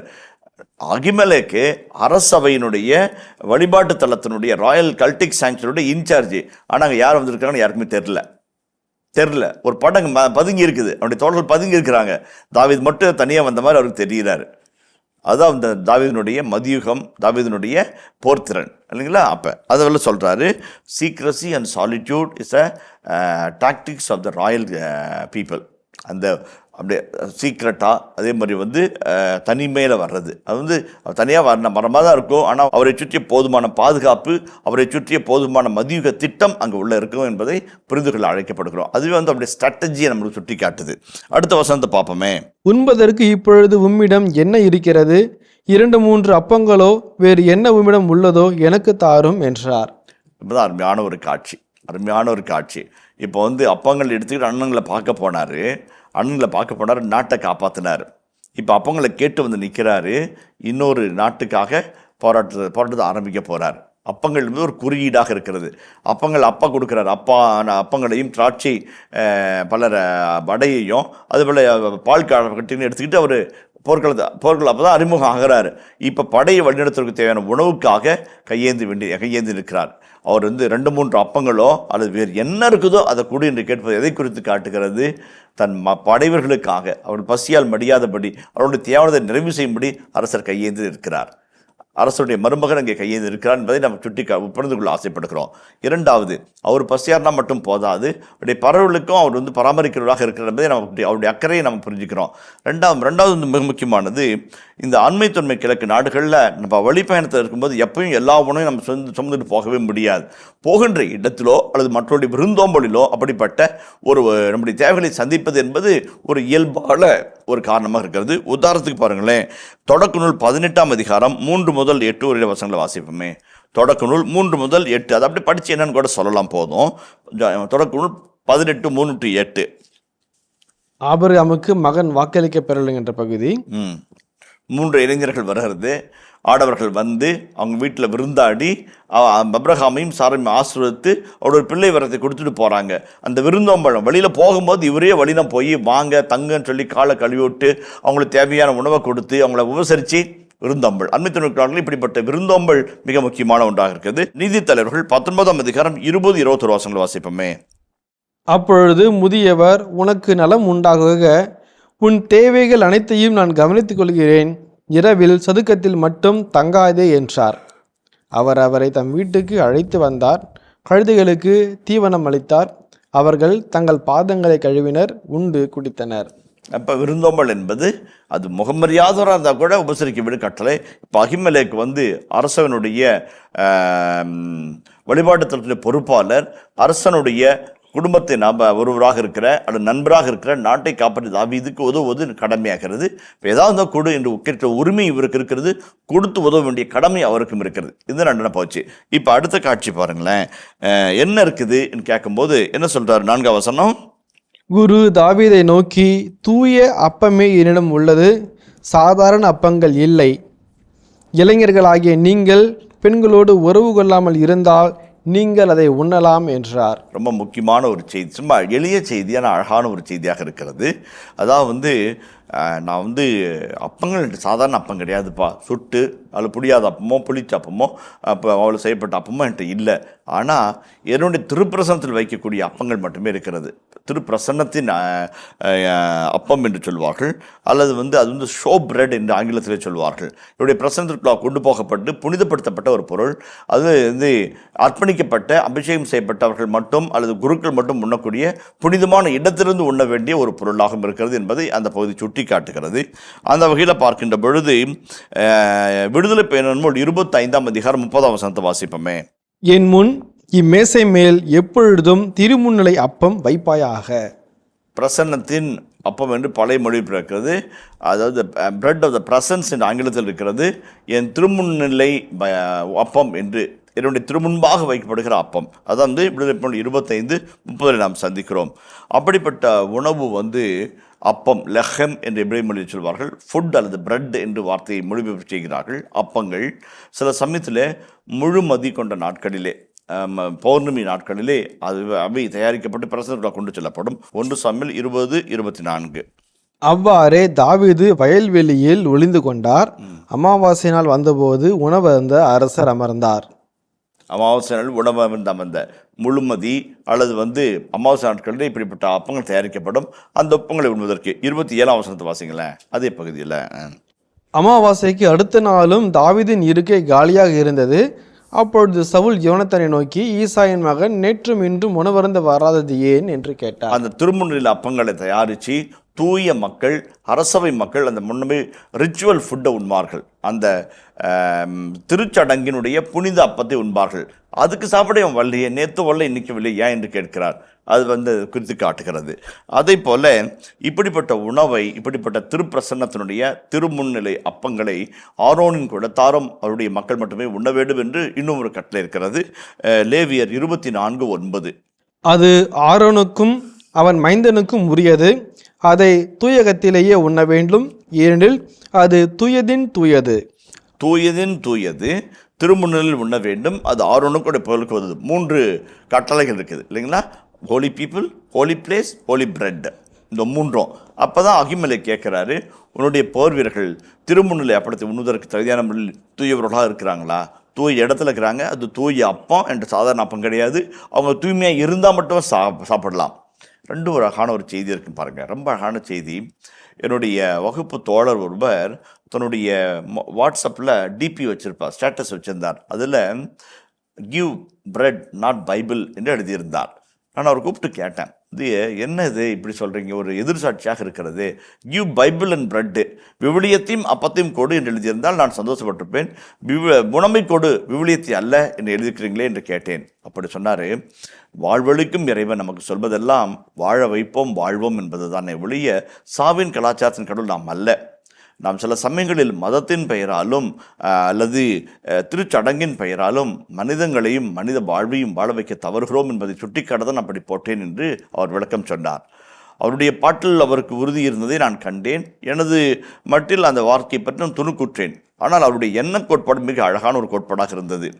வாழ்வு என்று வரும்போது இறைவன் வாழ்வின் கலாச்சாரத்தின் நாயகனாக இருக்கிறார். சடங்குகளை மீறி ஒரு கடவுளைத்தான் விவிலியம் நமக்கு படம் பிடித்து காட்டுகிறது. உன் ஜெபங்கள் நான் அருவருக்கிறேன், நீ கரம் குவித்து ஜெபிக்கும் போது நான் உன் மறுபக்கமாக முகத்தை திருப்பிக் கொள்வேன், நீ சத்தமிட்டு பாடும்போது அது எனக்கு இறைச்சலாய் தோன்றுகிறது என்று ஏசிய இறைவாக்கு புத்தகத்தினுடைய முதல் பகுதியிலும் ஆமோசுடைய இறைவாக்கு புத்தகத்தின் பல இடங்களும் காண்கிறோம். எ Celtic practice without moral praxis is a waste. இல்லைங்களா? ஒழுக்கம் சார்ந்த ஒரு உண்மையான வாழ்நிலை இல்லாத பொழுது திருச்சடங்கு சார்ந்த தூய்மை என்பது வீண் என்று அந்த பகுதி மிக கடுமையான ஒரு சடலுக்கு நம்மை உள்ளாக்குகிறது. நான் திருச்சடங்குகள் முக்கியம் அல்ல என்று சொல்லவில்லை, மாறாக வாழ்வும் சடங்கும் என்று சொல்லும்போது அந்த சடங்கு என்பது வாழ்நிலைக்கு நம்மை கடத்தி கொண்டு போக வேண்டும் என்று தான் சொல்லுகிறேன். இங்கே தாவீது பாருங்க, இறை முன்னிலையினுடைய அப்பம் அதை உண்பவர்கள் ஆரோனின் குலத்தார் எங்கே உண்ண வேண்டும்? திரு தூயகத்தில் உண்ண வேண்டும், அல்லது அந்த வழிபாட்டு தளத்திற்குள்ளாக உண்ண வேண்டும். ஆனால் அகிமெலேக் ஒரு மேன்மையான ஒரு இறைச்சலை செய்கிறார். பசி என்றும் பஞ்சம் என்றும் பட்டினி என்றும் அந்த போர்களுக்கு அந்த உணவை கொடுக்க தயாராக இருக்கிறார். ரொம்ப அழகான ஒரு காட்சி, ஒரு வரலாற்று நிகழ்வாக இருந்தாலும் கூட அதில் அடங்குகிற ஆழ்ந்த இறையல் மிக அருமையான ஒரு இறையல். அதுவும் விவிலியத்தில் ஒரு மிக அற்புதமான ஒரு கட்டளை இருக்கிறது.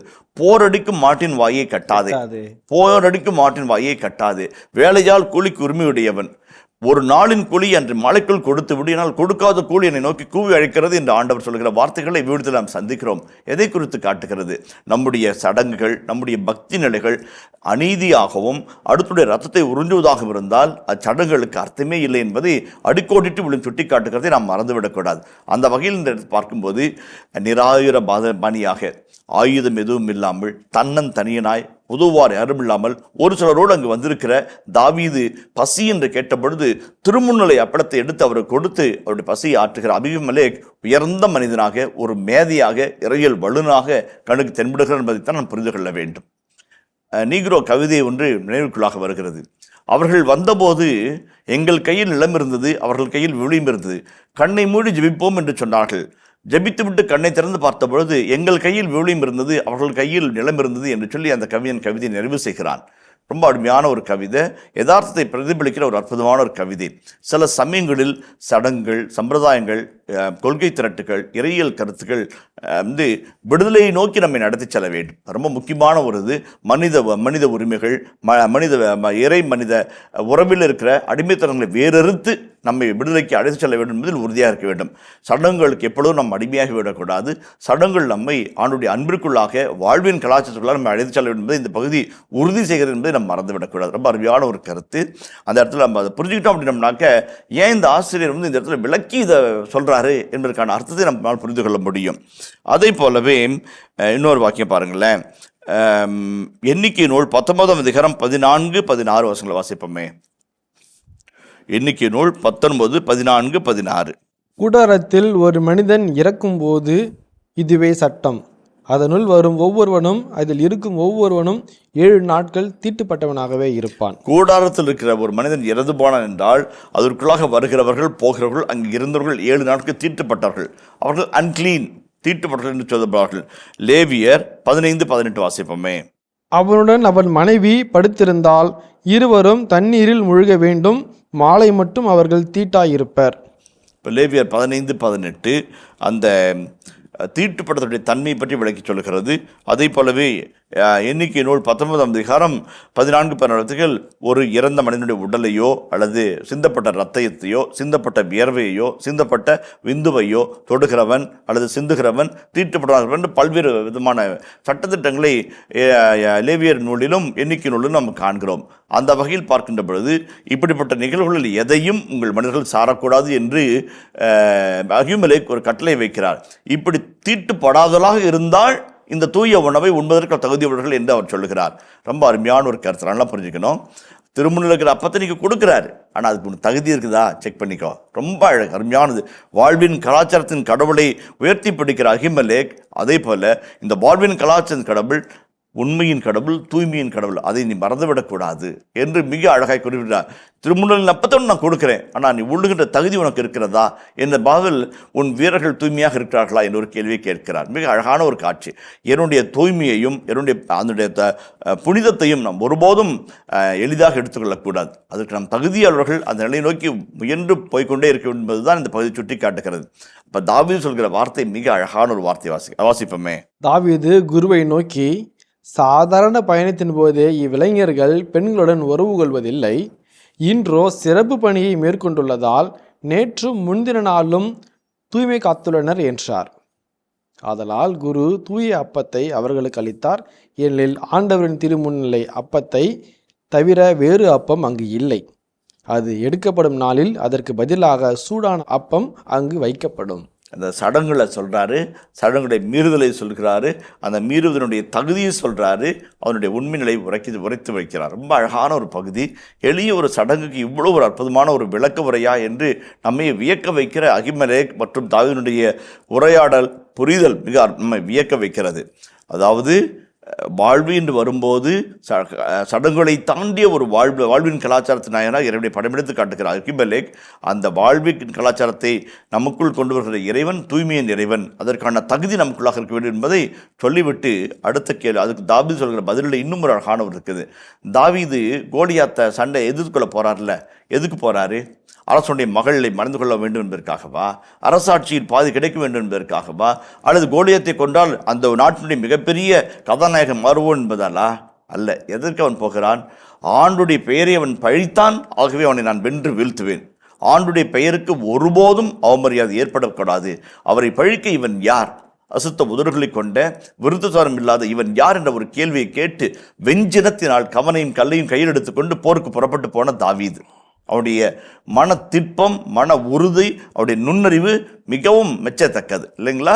அப்போ அது ஒன்று முதல் கருத்து. அதுதான் 17:36 பார்க்குறோம். வாசிப்போமே. அடியானாகிய நான் சிங்கங்களையும் கரடிகளையும் எவ்வாறு கொண்டிருக்கிறேன், விருத்த சேதனமில்லாத இந்த பெலிஸ்தியனும் அவற்றில் ஒன்றை போலதான், ஏனெனில் அவன் வாழும் கடவுளின் படைகளை இழிவுபடுத்தியுள்ளான் என்றார். அதே போல 1 சாமுவேல் 17:45 வாசிப்போமே. அப்பொழுது தாவீது பெலிஸ்தியனிடம், நீ வாளோடும் ஈட்டியோடும் எரிவேலோடும் என்னிடம் வருகிறாய், நானோ நீ இகழ்ந்த இஸ்ரவேலின் படைத்திரளின் கடவுளாகிய படைகளின் ஆண்டவர் தம் பெயரால் வருகிறேன். இன்று ஆண்டவர் உன்னை என் கையில் ஒப்புவிப்பார். நான் உன்னை வீழ்த்தி உன் உடலை துண்டிப்பேன். பெலிஸ்தியரின் பிணங்களை வானத்து பறவைகளுக்கும் பூ உலக விலங்குகளுக்கும் கையளிப்பேன். இஸ்ரேலிடையே கடவுள் இருக்கிறார் என்பதை உலகிலுள்ள எல்லோரும் இதனால் அறிந்து கொள்வர். ரொம்ப அழகான ஒரு காட்சி. ஒரு செயலோக்கத்திற்கு தாவீதை அழைத்து சென்றதே கடவுளுடைய மாட்சிமை விளங்க வேண்டுவதற்காக, கடவுளுடைய பெயருக்கு களங்கம் எவனும் கற்பிக்கூடாவிடம் என்கிற ஒரு உயர்ந்த எண்ணத்தினால். அவருடைய கன்விக்ஷன்ஸ் ரொம்ப அருமையான கன்விக்ஷன். பதவிக்காகவோ பட்டத்திற்காகவோ பரிசு பொருளுக்காகவோ மணமகளுக்காகவோ அவர் போருக்கு போகவில்லை. ஆணுடைய பெயரை காக்கும் பொருட்டு ஆணுடைய பெயருக்கு களங்கம் வரக்கூடாது என்பதற்கு புறப்பட்டு போனார். லேவியர் 15-18 வாசிப்போமே. அவனுடன் அவன் மனைவி படுத்திருந்தால் இருவரும் தண்ணீரில் முழுக வேண்டும், மாலை மட்டும் அவர்கள் தீட்டாயிருப்பர். இப்போ லேவியர் 15-18 அந்த தீட்டுப்படத்துடைய தன்மையை பற்றி விளக்கி சொல்கிறது. அதே போலவே எண்ணிக்கை நூல் 19ஆம் அதிகாரம் 14-17 ஒரு இறந்த மனிதனுடைய உடலையோ அல்லது சிந்தப்பட்ட இரத்தத்தையோ சிந்தப்பட்ட வியர்வையோ சிந்தப்பட்ட விந்துவையோ தொடுகிறவன் அல்லது சிந்துகிறவன் தீட்டுப்படாதவன் பல்வேறு விதமான சட்டத்திட்டங்களை லேவியர் நூலிலும் எண்ணிக்கை நூலிலும் நாம் காண்கிறோம். அந்த வகையில் பார்க்கின்ற பொழுது இப்படிப்பட்ட நிகழ்வுகளில் எதையும் உங்கள் மனிதர்கள் சாரக்கூடாது என்று அகிமெலேக் ஒரு கட்டளை வைக்கிறார். இப்படி தீட்டுப்படாதலாக இருந்தால் இந்த தூய உணவை உண்பதற்கு தகுதியுள்ளவர்கள் என்று அவர் சொல்லுகிறார். ரொம்ப அருமையான ஒரு கருத்து, நல்லா புரிஞ்சுக்கணும். திருமணில் இருக்கிற அப்பத்தை நீங்கள் கொடுக்குறாரு, ஆனால் அதுக்கு தகுதி இருக்குதா செக் பண்ணிக்கோ. ரொம்ப அழகு, அருமையானது. வாழ்வின் கலாச்சாரத்தின் கடவுளை உயர்த்தி பிடிக்கிற அகிமெலேக், அதே போல் இந்த வாழ்வின் கலாச்சாரத்தின் கடவுள் உண்மையின் கடவுள், தூய்மையின் கடவுள், அதை நீ மறந்துவிடக்கூடாது என்று மிக அழகாய் குறிப்பிட்டார். திருமுன்னலின் அப்பத்தை நான் கொடுக்குறேன், ஆனால் நீ உள்ளுகின்ற தகுதி உனக்கு இருக்கிறதா என்ற பாவில் உன் வீரர்கள் தூய்மையாக இருக்கிறார்களா என்ற ஒரு கேள்வியை கேட்கிறார். மிக அழகான ஒரு காட்சி. என்னுடைய தூய்மையையும் என்னுடைய அதனுடைய புனிதத்தையும் நாம் ஒருபோதும் எளிதாக எடுத்துக்கொள்ளக்கூடாது. அதற்கு நாம் தகுதியாளர்கள் அந்த நிலையை நோக்கி முயன்று போய்கொண்டே இருக்க என்பதுதான் இந்த பகுதி சுட்டி காட்டுகிறது. இப்போ தாவீது சொல்கிற வார்த்தை மிக அழகான ஒரு வார்த்தை. வாசிப்போமே. தாவீது குருவை நோக்கி, சாதாரண பயணத்தின் போதே இவ்விளைஞர்கள் பெண்களுடன் உறவு கொள்வதில்லை. இன்றோ சிறப்பு பணியை மேற்கொண்டுள்ளதால் நேற்றும் முன்தின நாளும் தூய்மை காத்துள்ளனர் என்றார். ஆதலால் குரு தூய அப்பத்தை அவர்களுக்கு அளித்தார். ஏனெனில் ஆண்டவரின் திருமுன்னிலை அப்பத்தை தவிர வேறு அப்பம் அங்கு இல்லை. அது எடுக்கப்படும் நாளில் அதற்கு பதிலாக சூடான அப்பம் அங்கு வைக்கப்படும். அந்த சடங்குகளை சொல்கிறாரு, சடங்குடைய மீறுதலை சொல்கிறாரு, அந்த மீறுதலுடைய தகுதியை சொல்கிறாரு, அவனுடைய உண்மை நிலை உரைத்து வைக்கிறார். ரொம்ப அழகான ஒரு பகுதி. எளிய ஒரு சடங்குக்கு இவ்வளோ ஒரு அற்புதமான ஒரு விளக்க உரையா என்று நம்மை வியக்க வைக்கிற அகிமெலேக் மற்றும் தாவீதுடைய உரையாடல் புரிதல் மிக நம்மை வியக்க வைக்கிறது. அதாவது வாழ்வு என்று வரும்போது சடங்குகளை தாண்டிய ஒரு வாழ்வின் கலாச்சாரத்தின் நாயனாக இறைவனை படமெடுத்து காட்டுகிறார் அகிமெலேக். அந்த வாழ்வின் கலாச்சாரத்தை நமக்குள் கொண்டு வருகிற இறைவன் தூய்மையின் இறைவன், அதற்கான தகுதி நமக்குள்ளாக இருக்க வேண்டும் என்பதை சொல்லிவிட்டு அடுத்த கேள்வி, அதுக்கு தாவீது சொல்கிற பதிலில் இன்னும் ஒரு அழகான ஒரு இருக்குது. தாவீது கோலியாத்தை சண்டை எதிர்கொள்ள போகிறார்ல, எதுக்கு போகிறாரு? அரசனுடைய மகளை மறந்து கொள்ள வேண்டும் என்பதற்காகவா? அரசாட்சியில் பாதி கிடைக்க வேண்டும் என்பதற்காகவா? அல்லது கோலியத்தை கொண்டால் அந்த நாட்டினுடைய மிகப்பெரிய கதாநாயகன் மாறுவோம் என்பதாலா? அல்ல. எதற்கு அவன் போகிறான்? ஆண்டுடைய பெயரை அவன் பழித்தான், ஆகவே அவனை நான் வென்று வீழ்த்துவேன். ஆண்டுடைய பெயருக்கு ஒருபோதும் அவமரியாதை ஏற்படக்கூடாது. அவரை பழிக்க இவன் யார்? அசுத்த உதடுகளை கொண்ட விருத்தசாரம் இல்லாத இவன் யார் என்ற ஒரு கேள்வியை கேட்டு வெஞ்சினத்தினால் கவனையும் கல்லையும் கையில் எடுத்துக்கொண்டு போருக்கு புறப்பட்டு போன தாவீது. அவருடைய மன திட்பம், மன உறுதி, அவருடைய நுண்ணறிவு மிகவும் மெச்சத்தக்கது இல்லைங்களா? அப்போ அது ஒன்று முதல் கருத்து. அதுதான் 17:36 பார்க்குறோம். வாசிப்போமே. அடியானாகிய நான் சிங்கங்களையும் கரடிகளையும் எவ்வாறு கொண்டிருக்கிறேன், விருத்த சேதனமில்லாத இந்த பெலிஸ்தியனும் அவற்றில் ஒன்றை போலதான், ஏனெனில் அவன் வாழும் கடவுளின் படைகளை இழிவுபடுத்தியுள்ளான் என்றார். அதே போல 1 சாமுவேல் 17:45 வாசிப்போமே. அப்பொழுது தாவீது பெலிஸ்தியனிடம், நீ வாளோடும் ஈட்டியோடும் எரிவேலோடும் என்னிடம் வருகிறாய், நானோ நீ இகழ்ந்த இஸ்ரவேலின் படைத்திரளின் கடவுளாகிய படைகளின் ஆண்டவர் தம் பெயரால் வருகிறேன். இன்று ஆண்டவர் உன்னை என் கையில் ஒப்புவிப்பார். நான் உன்னை வீழ்த்தி உன் உடலை துண்டிப்பேன். பெலிஸ்தியரின் பிணங்களை வானத்து பறவைகளுக்கும் பூ உலக விலங்குகளுக்கும் கையளிப்பேன். இஸ்ரேலிடையே கடவுள் இருக்கிறார் என்பதை உலகிலுள்ள எல்லோரும் இதனால் அறிந்து கொள்வர். ரொம்ப அழகான ஒரு காட்சி. ஒரு செயலோக்கத்திற்கு தாவீதை அழைத்து சென்றதே கடவுளுடைய மாட்சிமை விளங்க வேண்டுவதற்காக, கடவுளுடைய பெயருக்கு களங்கம் எவனும் கற்பிக்கூடாவிடம் என்கிற ஒரு உயர்ந்த எண்ணத்தினால். அவருடைய கன்விக்ஷன்ஸ் ரொம்ப அருமையான கன்விக்ஷன். பதவிக்காகவோ பட்டத்திற்காகவோ பரிசு பொருளுக்காகவோ மணமகளுக்காகவோ அவர் போருக்கு போகவில்லை. ஆணுடைய பெயரை காக்கும் பொருட்டு, ஆணுடைய பெயருக்கு களங்கம் வரக்கூடாது என்பதற்கும் புறப்பட்டு போனார். தான் மட்டும் அந்த வாழ்க்கை வாழாமல் தன்னை சுற்றி இருக்கிற படைவர்களுக்கும் அதை ஒழுக்க நீதி கற்பிக்கிறார். ரொம்ப அழகான ஒரு பண்பாடு. அந்த அவரோடும் இந்த அத்தனை பேரும் ஆண்டுடைய சிறப்பான பணி மேற்கொள்ள நாம் இந்த பாலைவனத்திற்குள்ளாக வந்திருக்கிறோம் என்பதனால் நேற்றும் அதன் முந்தின நாளும் எந்த பெண்களோடும் உறவு கொள்ளாமலும் தங்களை தீட்டுப்படுத்திக் கொள்ளாமலும் தூய நிலையில் இருக்கிறார்கள்.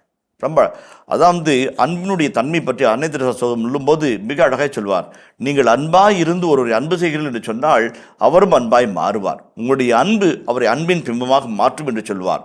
தாவீதுடைய தூய்மை அவருடைய மனத்தில் உள்ளத்தின் ஆழத்தில் இருக்கிற உறுதிப்பாடு தன் படைவர்களை தூய்மையாய் வைத்திருக்க சொல்கிறது இல்லைங்களா? அது ரொம்ப ஒரு நல்ல தலைவன் என்கிறவன் தன்னுடைய உயரிய விழுமியங்களை தன் சுற்றி இருக்கிற எல்லாருக்கும் பகிர்ந்து கொடுப்பான். தான் மட்டும் நேரிய வழியில், தான் மட்டும் தூய வழியில் மட்டுமல்லாமல் தன்னை சுற்றி இருக்கிற எல்லாருக்கும் அந்த விளிம்புகளை பகிர்ந்து கொடுப்பான். அதாவது நல்ல தலைமைத்துவ பண்பு இல்லைங்களா? ஒரு காந்தியடிகள் அவரை சுற்றி இருந்த குழாம் முழுவதும் நீதிக்கும் உண்மைக்கும் அன்புக்கும் அகிம்சைக்கும் அற்புதமாக வளைந்து கொடுக்கக்கூடிய ஏற்றுக்கொண்ட ஒரு குழாம். அதே போலத்தான் இந்த இடத்திலே தாவீது தன் விளிம்பியங்கள் படையில் கொடுக்கிறார். அவர்கள் தூய்மையாக இருக்கிறாங்கன்னு அவர்கள் உறுதிப்பாடாக சொல்கிறார். அப்போ உண்ணட்டும் உண்கிறார்கள். மூன்றாவது கருத்தாக இந்த பகுதியில் வார் கோட் என்று ஒரு வார்த்தை இருக்குது. போர்க்கல நியதிகள் என்று ஒரு நிறுவுக்குது. அது நீதித்தலைவர்கள் புத்தகமாக இருக்கட்டும், யோசுவா புத்தகமாக இருக்கட்டும், 1 சாமுவேல் 2 சாமுவேல் பகுதிகளிலே அல்லது 1 அரசராம் பகுதியில் இருக்கிற போர்களில் எல்லாம் அரசர்களெல்லாம் ஒரு நியதியோடு போர் புரிந்தார்கள். இன்றைக்கு நம்மளுடைய ஒரு வழக்கம் இருக்குது, இன்று போய் நாளை வா. ஏன்? அந்த அந்திப்பொழுது சாய்ந்தால் போர் அதற்கு மேல் தொடரக்கூடாது. இன்று போய் நாளை வா என்கின்ற ஒரு நிலைப்பாடு.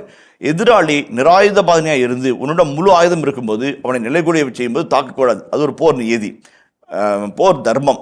இப்படிப்பட்ட நிலைகள்லாம் பல தமிழர்கள் போர்க்களத்திலே போர் புரிந்திருக்கிறதை பல விதங்களில் பார்க்கிறோம். இந்த இடத்துல ரொம்ப அழகான காட்சி வந்து என்னன்னாக்க, நீ போருக்கு போகிறாய், ஆண்டவர் சொல்றாரு, இந்த போர் என் போர், நான் உனக்காய் போராடுவேன்.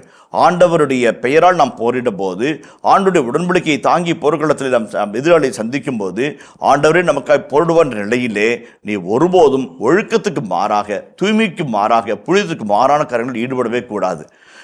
நீதித்தலைவர் புத்தகம் வாசிக்கும் போது 7ஆம் அதிகாரத்திலே ஆக்கான் என்ற ஒரு மனிதனை கண்டோம். அவனால் இஸ்ராயல் படை தோற்கடிக்கப்பட்டது. ஏன்? அவன் கொள்ளைப் பொருள்களில் எடுத்துக்கொள்ளக்கூடாததை அவன் தனக்கென்று பதுக்கி வைத்துக் கொண்டான். கொள்ளை பொருள் பொதுவில் வைக்கப்பட வேண்டும், சமாய் பயிர் வைக்கப்பட வேண்டும், வார்கோடு நியதி. அதில் மீறும் போது ஒட்டுமொத்த படையும் தோற்று போவதாக நீதித்தலைவர் புத்தகத்தில் யோசுவா புத்தகத்தில் வாசிக்க கேட்டோம். அதை போன்ற ஒரு கோடியை தாவீது எப்பொழுது போருக்கு போனாலும் நிறைய போர்களை அவர் சந்தித்தார், நிறைய போர்களிடத்தில் அவள் வழிநடத்தினார். ஆனாலும் இந்த போர் நியதிகளை ஒருபோதும் அவர் விட்டுக் கொடுக்கவில்லை. பின்னாட்களில் படைகளுக்கான ஒரு உரிமை பொருளை பகிர்ந்து கொடுக்கும் தனியையும் சிறப்பாக நிகழ்த்தி காட்டுவார். ரொம்ப அழகாக இருக்கும். தவறு செய்யும் போதும் அந்த போர்க்களத்தின் நீதியை மீறி போவதற்காக மன்னிப்பு கேட்கக்கூடிய ஒரு நிலையும் 2 சாமுவேலில் நாம் சந்திக்க இருக்கிறோம். அந்த போர்க்கள நீதிகளை ஒழுக்கம் மாறாமல், நீதி மாறாமல் கடைபிடித்த மாண்பு தாவீதுக்கு இந்த இடத்துல வந்து சேர்க்கிறதை நாம் புரிந்து கொள்கிறோம். மிக போர்னாலும் அந்த போர் தர்மத்தை மீறாத ஒரு பக்குவம், மனப்பக்குவம் அவருக்குள்ளாக இருக்கிறதை காண்கிறோம். அதுதான் வந்து பெண்களோடு அது எதுக்கு வந்து பெண்களோடு உறவு வைத்துக் கொள்ளக்கூடாது. ஒரு வேளை கொள்ளை பொருளில் ஒன்றாக பெண்கள் வருவார்கள், இளம் பெண்கள் வருவார்கள். சில சமயத்தில் அவர்களை பகடை பொருட்களாக அல்லது வந்து தன்னுடைய சுய இன்பத்திற்காக பயன்படுத்தக்கூடிய ஒரு வெறித்தனம் கூட இருக்கலாம். அந்த இடத்தில் போர் நியதிகள் அந்த இடத்தில் ஒருபோதும் பெண்களையோ அல்லது இளம் பெண்களையோ அல்லது உயிரோடு இருக்கிற மரங்களையோ கை வைக்கக்கூடாது என்று சட்டம், யூத போர் சட்டம் சொல்கிறது, போர் நீதி சொல்கிறது. ரொம்ப அழகாக இருக்குது. பழமரத்தை தொடக்கூடாது, போர்க்களமாக இருந்தாலும் கூட வெட்டி வீழ்த்துவது நியாயமற்ற தன்மை என்று இணைச்சட்டம் உள்ள அழகாக சொல்லப்பட்டிருக்கிறது. அந்த நீதிகள் எல்லாம் கடைபிடிக்கிற ஒரு மனிதர். அப்போ தாவீதை பாருங்க, அங்கே வந்து ஆண்டவரின் பெயரால் வருகிற ஒரு அற்புதமான மனிதராக இருக்கிறார். மகிமலுபோடு சட்டங்களை கடைபிடிக்கிறதாக இருக்கிறார். தான் மட்டும் இல்லாமல் தன் சுற்றிருக்கிற மக்களை தூய்மையாக வைத்திருக்கிற ஒரு தன்மையில் தலைவனாக இருக்கிறார். அதைவிட போர் புரியும் போது போர்க்கள நீதிகளை எக்காலத்தும் மறக்காதவராக, இங்கே போர்க்களமோ எதிரியோ இல்லை, ஆனாலும் தங்கள் வந்திருக்கிற அந்த பணி நிமித்தம் அவர்கள் தங்கள் தூய்மையையும் போர்க்கள ஒழுக்கத்தையும் கடைபிடிக்க வேண்டும் என்று அவர்களை கட்டாயத்தில் வைக்கிறார். அது என்னவாகுது? சின்ன சின்ன தேவைகள் நிவர்த்தி செய்ய உதவுகிறது. பசியாக இருக்குது, சாப்பிட்றோம். புனிதப்பதான் இருக்குது, புனிதமாக்குறீங்களா? இருக்கிறோம். இந்த சின்ன காரியத்துக்குள்ளாக ஒரு அழகான ஒரு செய்தி ஆசிரியர் அழகாக அவர் பாலைவனத்தில் எதிரிக்காக பயந்து மற்ற நாட்டினுடைய மக்களோடு போராடும் போது கூட ஒழுக்க நீதி அவர் விட்டு மீறவில்லை என்பதை சுட்டிக்காட்டி எவ்வளோ நுணுக்கமான சட்டங்களை கடைபிடிக்கிற ஒரு தோரா மனிதராக அவர் இருக்கிறார் என்பதை வெளியே நமக்கு சுட்டி காட்டுகிறது. ரொம்ப அழகாக சொல்லுது. இதே போன்ற ஒரு மன பக்குவத்தை, இதே போன்ற ஒரு மன முதிர்ச்சி மக்கபேர் புத்தகத்தில் பார்ப்போம். மக்கபேர்கள் உலகிலே முதல் முறையாக இந்த கொரில்லா முறையை பின்பற்றினார்கள். காட்டுக்குள்ளாக பதுகியிருந்து தக்க நேரத்தில் வெளிப்பட்டு நகரை தாக்கி மக்களை பாதுகாத்து எதிராளியை ஓடச் செய்து மீண்டும் காட்டுக்குள்ளே திரும்பி விடுவார்கள். அந்த காட்டுக்குள்ளே இருக்கும்போது கூட அந்த பகுதி சொல்கிறது, அந்த விளக்கப்பட்ட உணவு, அந்த விளக்கப்பட்ட மரக்கறி, விளக்கப்பட்ட மாமிச உணவு தொடவே மாட்டாங்க. ஒரு கட்டத்தில் புல்லை சாப்பிட்டு அவர்கள் வாழ்ந்திருக்கிறார்கள். ஆனால் விளக்கப்பட்ட உணவையோ விளக்கப்பட்ட மரத்தின் கனியோ சாப்பிடாமல் இருக்கிறாங்க. அதுதான் அவருடைய மனக்கோட்பாடு, மன திண்மம், அந்த மன உறுதி. ரொம்ப அழகான ஒரு இஸ்ராயல் மக்களுக்கே இருக்கக்கூடிய அருமையான ஒரு உளவியல், போர் உளவியலை நம்ம கரெக்டாக புரிஞ்சுக்கணும். ரொம்ப அழகான ஒரு செய்தியாக இருக்கிறது. அதில் இப்போ கடைசியில் பாருங்கள், ஒருவேளை இறை பிரசனத்திலிருந்து இறை திருமுன்னிலை அப்பத்தை நீங்கள் எடுக்கும்போது அந்த இடத்துல சூடான அப்பம் அங்கே வைக்கப்படும் என்ற ஒரு செய்தியோடு அந்த பகுதி நிறைவு பெறுகிறது. அது தொடர்ந்து ஒரு வசனத்தை வாசிப்போமே, 7ஆம் வசனத்தை வாசிப்போமே. சவுலின் பணியாளர்களில் ஒருவனும் ஆண்டவரால் தடை செய்யப்பட்டவனுமான தோயேகு என்ற ஏதோமியன் அந்நாளில் அங்கே இருக்க நேர்ந்தது. அவன் சவுலின் இடையர்களுக்கு தலைவன். இப்போ ஒரு ஆசிரியர் ஒரு இடைச்சரில் ஒரு வார்த்தையை படுறாரு. இப்போ சவுல் பல போர்களை கண்டவர். ஓகே, இஸ்ராயலின் முதல் அரசராக இருந்து பல போர்க்களங்களை கண்டவர். அப்படிப்பட்ட பல போர்க்களங்களிலே தியோகு என்கிறவர் அவருக்கு மிகுந்த உதவியாளராக இருந்திருக்கிறார். மிகப்பெரிய உதவிகளை செய்திருக்கிறார். உதாரணத்துக்கு 14ஆம் அதிகாரம் 47ஆம் வசனத்தை வாசிப்போமே. இவ்வாறு சவுல் இஸ்ரேல் மீது ஆட்சி செலுத்தி மோவாபியர், அம்மோரியர், எதோமியர், சோபா மன்னர்கள், பெலிஸ்தியர் ஆகிய சுற்றிலுமிருந்த எதிரிகள் அனைவருக்கும் எதிராய் போர் தொடுத்தார். அவர் திரும்பிய இடமெல்லாம் அழிவை விளைவித்தார். எதோமியருக்கு எதிரான போர் சவுல் நடத்துகிறார். அந்த போர்க்காலத்திலே தியோகு மிகப்பெரிய ஒரு மனிதராக இருந்து அவருக்கு உதவி செய்து வெற்றி பெற செய்கிறார் என்பது முன்னாலே செய்திகளாக இருக்கிறது. அந்த வகையில் பார்க்கின்ற பொழுது ஆண்டவரால் தடை செய்யப்பட்டவனும் சவுலின் பணியாளர்கள் ஒருவனுமாகிய தோயேகு ஏதோமியன் அந்நாளில் அங்கே இருக்க நேர்ந்தது. அவன் சவுலின் இடையர்களுக்கு தலைவன். இதுக்காக சொல்கிறாங்க, சவுளுடைய ஆளுங்க அங்கே அப்படியே ஊடுருவி அங்கங்கே இருந்துகிட்டே இருக்கிறாங்க. செய்தி அவர்கிட்ட போயிட்டே இருக்கும். முன்ன ராமாவுக்கு வராங்க, நொய்யோத்துக்கு வராரு, உடனே செய்தி அங்கே போகுது. அப்போ இப்படி ஆட்கள் அங்கங்கே இருக்க தான் செய்வாங்க, செய்திகள் போகும். ஆசிரியர் அழகாக அந்த சவுலுடைய ஆட்கள், தாவீதுடைய ஆட்கள், அவங்களுக்குடையே இருக்கிற மறைமுக செய்தி பரிமாற்றம் எல்லாத்தையும் சொல்லி நமக்கு தயார் பண்ணிக்கிட்டே போகிறாரு. அது ஒரு பகுதியாக இருக்குது. அப்போது தாவீது கேட்கிற கேள்வி 8ஆம் வசனத்தை பாருங்களேன். அப்பொழுது தாவீது அகிமெலக்கிடம், இங்கு ஈட்டியோ வாளோவிடம் உள்ளதா? அரசரின் கட்டளை அவசரமானதாய் இருந்ததால் என் வாளையோ என் படைக்கலன்களையோ கையோடு கொண்டு வரவில்லை என்றார். குரு அவரிடம், ஏலா பள்ளத்தாக்கில் நீ கொன்ற பெலிஸ்தியன் கோலியாத்தின் வாள் அதோ ஏபோத்துக்கு பின்னால் துணிகளில் பொதிந்து வைக்கப்பட்டுள்ளது. நீ விரும்பினால் அதை எடுத்துக்கொள்ளலாம். அதை தவிர வேறு வாள் இங்கு இல்லை என்று கூறினார். அதற்கு தாவீது, அதற்கு நிகரானது வேறில்லை, அதை எனக்கு தாரும் என்றார். இந்த 8 முதல் 9 வரையில் 2 வசனங்கள் அழகான ஒரு செய்தியை சுட்டி காட்டுகிறது. அதில் 2 சின்ன சின்ன செய்திகள் இருக்குது. அதை மட்டும் நம்ம பார்ப்போம். இந்த ஆண்டவரால் தடை செய்யப்பட்டவன் சொல்லி போட்டிருக்காங்க, அதுக்கு என்ன சாமி மீனிங்? அவன் ஒருவேளை ஏதோ தப்பு பண்ணியிருக்கலாம், அதனால் காட் பேண்டும், அதனால் படைத்தலைவர்லேருந்து இங்கே ஆடு வந்துக்கலான்னு சொல்லி சொல்லுவாங்க. அதனால் அப்படி இருக்கலான்னு சொல்லி சொல்கிறாங்க. 2 நிகழ்வுகளை வரும். உணவு, செவிக்கு உணவு இல்லாத பொழுது வயிற்றுக்கு மெய்யப்படும். ஒன்றுமே இல்லாத போது அவன் வயிற்று பசியும் போது உணவை சந்தித்தான்.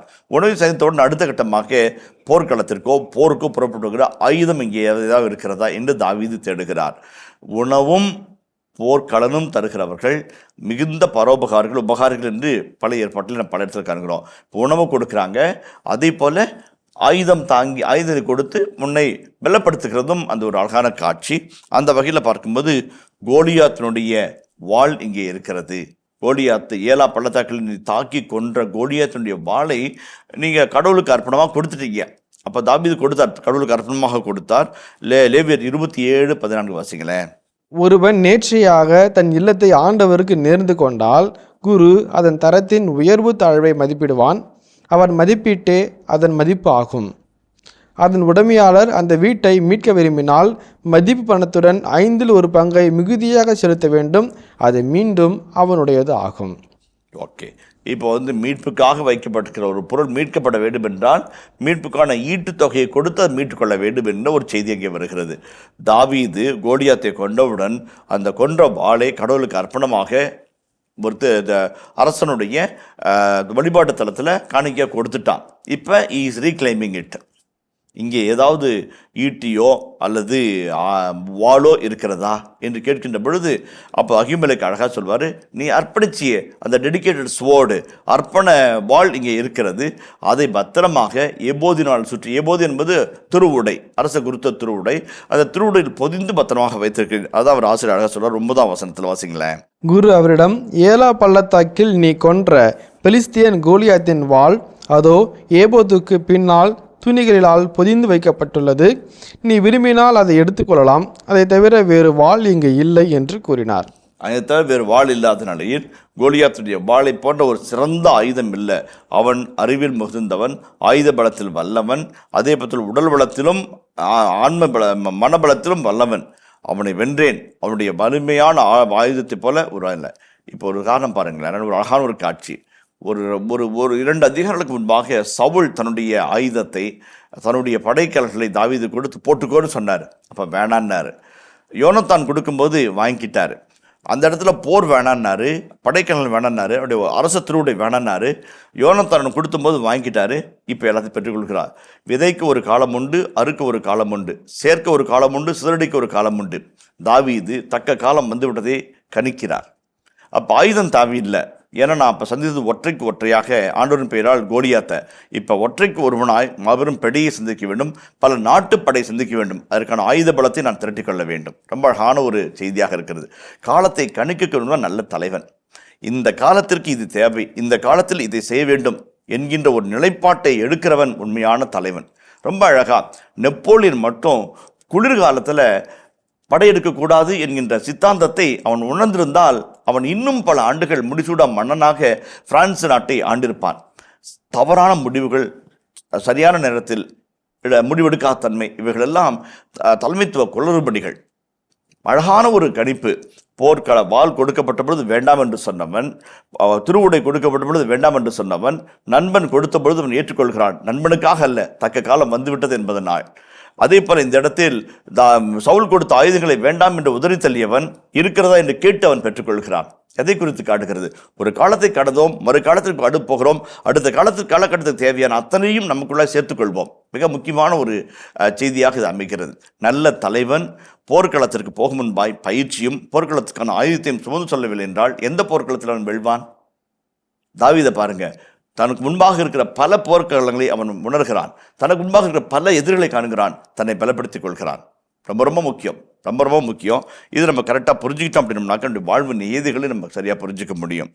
அதான் எங்கள் ஊரில் காட்டிலேருந்து புலி ஊருக்குள்ளே வந்துருச்சு. அவன் போலீஸில் போய் சொல்லி பார்த்தாங்க, ஃபாரஸ்ட்டில் சொல்லி பார்த்தாங்க. அவன் அதிகமாக அக்கறை காட்டில் ஆட்டை அடிக்குது, மாட்டை அடிக்குது, ஒரு ஆளே அடிச்சுட்டு போயிடுச்சு. அப்போ என்ன சொன்னாங்க, ஊரில் சொன்னாங்க, ஆள் 1 ஊடு 1 வந்துருங்க, வீட்டுக்கு ஒரு ஆள் வந்துருங்க, நம்ம புலி வேட்டாட நம்மளே போட நம்மளே காப்பாற்றிக்கிறோம் அப்படின்னாங்க. சரின்னு சேர்ந்துக்கிட்டாங்க. அவன் சொன்னாங்க, அவன் ஏதோ ஒரு ஆயுதத்தை எடுத்துகிட்டு வாங்க அப்படின்னாங்க. அவன் ஒருத்தன் ஒரு ஈட்டி எடுத்துக்கிட்டான், ஒரு குத்தம்பு எடுத்துக்கிட்டான், ஒருத்தன் கொடுவா எடுத்துக்கிட்டான், ஒருத்தன் அருவா எடுத்துக்கிட்டான். ஆனால் வராங்க, ஒரு ஆளும் கொசுவலை தூக்கிட்டு வராரு. டேய் என்னடா அப்படின்னா, கொசுவலை தாண்டி கொசுவே வரதில்லை, புலி வருமா அப்படின்னா இவனை தான் முன்னாடி விடணும் சண்டைக்கு. சில சமயத்தில் எதிராளினுடைய பலத்தை உணர்ந்து அதற்கேற்ற ஆயுதத்தை தூக்க வேண்டியது நம்முடைய கடமையாகிறது. எதிராளி எந்த இடத்திலும் எந்த விதத்திலும் குறைத்து மதிப்பிடுகிற நல்ல தலைவனே கிடையாது. நல்ல தலைவன் கிடையாது. எதிராளியின் பலவீனம் உணர்ந்திருக்கிறவன் தான் உண்மை தலைவன். அது சத்ரபதி சிவாஜியாக இருக்கட்டும், வீரபாண்டிய கட்டபொம்மனாக இருக்கட்டும், ஜான்ஸ்ராணி லக்ஷ்மிபாயாக இருக்கட்டும், எதிராளுடைய பலத்தை கணித்தார்கள். அதற்கான வலிமை தங்களுக்குள்ளாய் திரட்டி கொண்டார்கள்.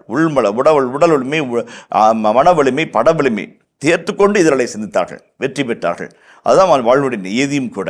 அதுதான் இந்த இதில் தாவீது தயாரிக்கிறார். ரொம்ப அழகான ஒரு தேர்ச்சி பெற்ற ஒரு படைத்தலைவனை போல தன்னை தயார்படுத்துகிறான், தன்னை சுற்றியுடைய பயன்படுத்துகிறான்.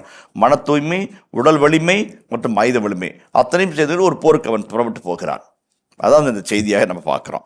அதே மாதிரி பாருங்கள், அது வந்து இது அதை போன்ற ஒரு வலிமையான ஒரு ஆயுதம் இருக்க முடியாது என்று சொல்லி அந்த ஆயுதத்தை அவன் பெற்றுக்கொள்கிறான். வந்து ஆண்டவருக்கு அர்ப்பணிக்கப்பட்ட அந்த வாளை மீண்டும் அவன் தன் கரங்களிலே பெற்றுக்கொள்கிறான். அதை பாருங்கள், அதற்கு நிகரானது வேறில்லை, அதை எனக்கு தாரும் என்றான் அவன் பெற்றுக்கொள்கிறான். இப்போ 10ஆம் வசனத்தை வாசிப்பேன். 10-17 வந்து ஒரு அற்புதமான ஒரு காட்சி. அந்த நான் சொல்கிறேன், பல இடங்களில் விவிலியத்தில் வந்து பரபரப்பும் விறுவிறுப்பும் தொற்றி செல்கிற ஒரு இடத்துல சின்ன சின்ன இலையோடுகிற நகைச்சுவை ஆசிரியப்பட்டு கொண்டே போவார். அந்த சொல்லுகின்ற நையாண்டி, அதில் இருக்கிறவர்கள் நகைச்சுவை, அதை புரிந்து கொண்டோம் என்று சொன்னால் அந்த பரபரப்புக்கு மத்தியிலே ஆசிரியருடைய மிக அழகான இயல்புத்தன்மையாய் எபிரேய நயத்தோடு விவரிக்கிற அந்த தன்மையை நான் புரிஞ்சுக்கொள்வோம். அதற்கேற்ற ஒரு பகுதியாக இந்த 10 முதல் 15 வரல இறைவார்த்தையில் அமைகிறது. அதை நம்ம வாசிப்போமே. பிறகு தாவீது எழுந்து அந்நாளில் தப்பியோடி காத்தின் மன்னன் ஆக்சிடம் சென்றார். ஆக்சின் அலுவலர்கள் அவரிடம், இவன் இஸ்ரேல் நாட்டு அரசன் தாவீது அன்றோ? சவுல் 1000 பேரை கொன்றான், தாவீதோ 10000 பேரை கொன்றான் என்று பெண்கள் நடனமாடி தங்களுக்குள் பாடிக்கொள்ளவில்லையா என்றனர். தாவீது இவ்வார்த்தைகளை தம் மனதில் வைத்துக்கொண்டு காத்தின் அரசன் ஆக்கீஸை முன்னிட்டு மிகவும் அஞ்சினார். ஓகே, இப்போ வந்து காட்சி பின்புலத்தை பற்றி சொல்கிறாங்க. 10ஆம் வசனத்தில் வந்து தாவீது எழுந்த அந்நாளில் தப்பியோடி காத்தின் மன்னன் ஆக்கீஸிடம் சென்றான். இப்போ வந்து ஆக்கீஸை வந்து தன்னை ஏற்றுக்குவானா ஏற்றுக்க மாட்டானா என்கிற ஒரு அன்சர்டன் சுச்சுவேஷன் இருக்குது, ஒரு நம்பிக்கையற்ற தன்மை இருக்குது.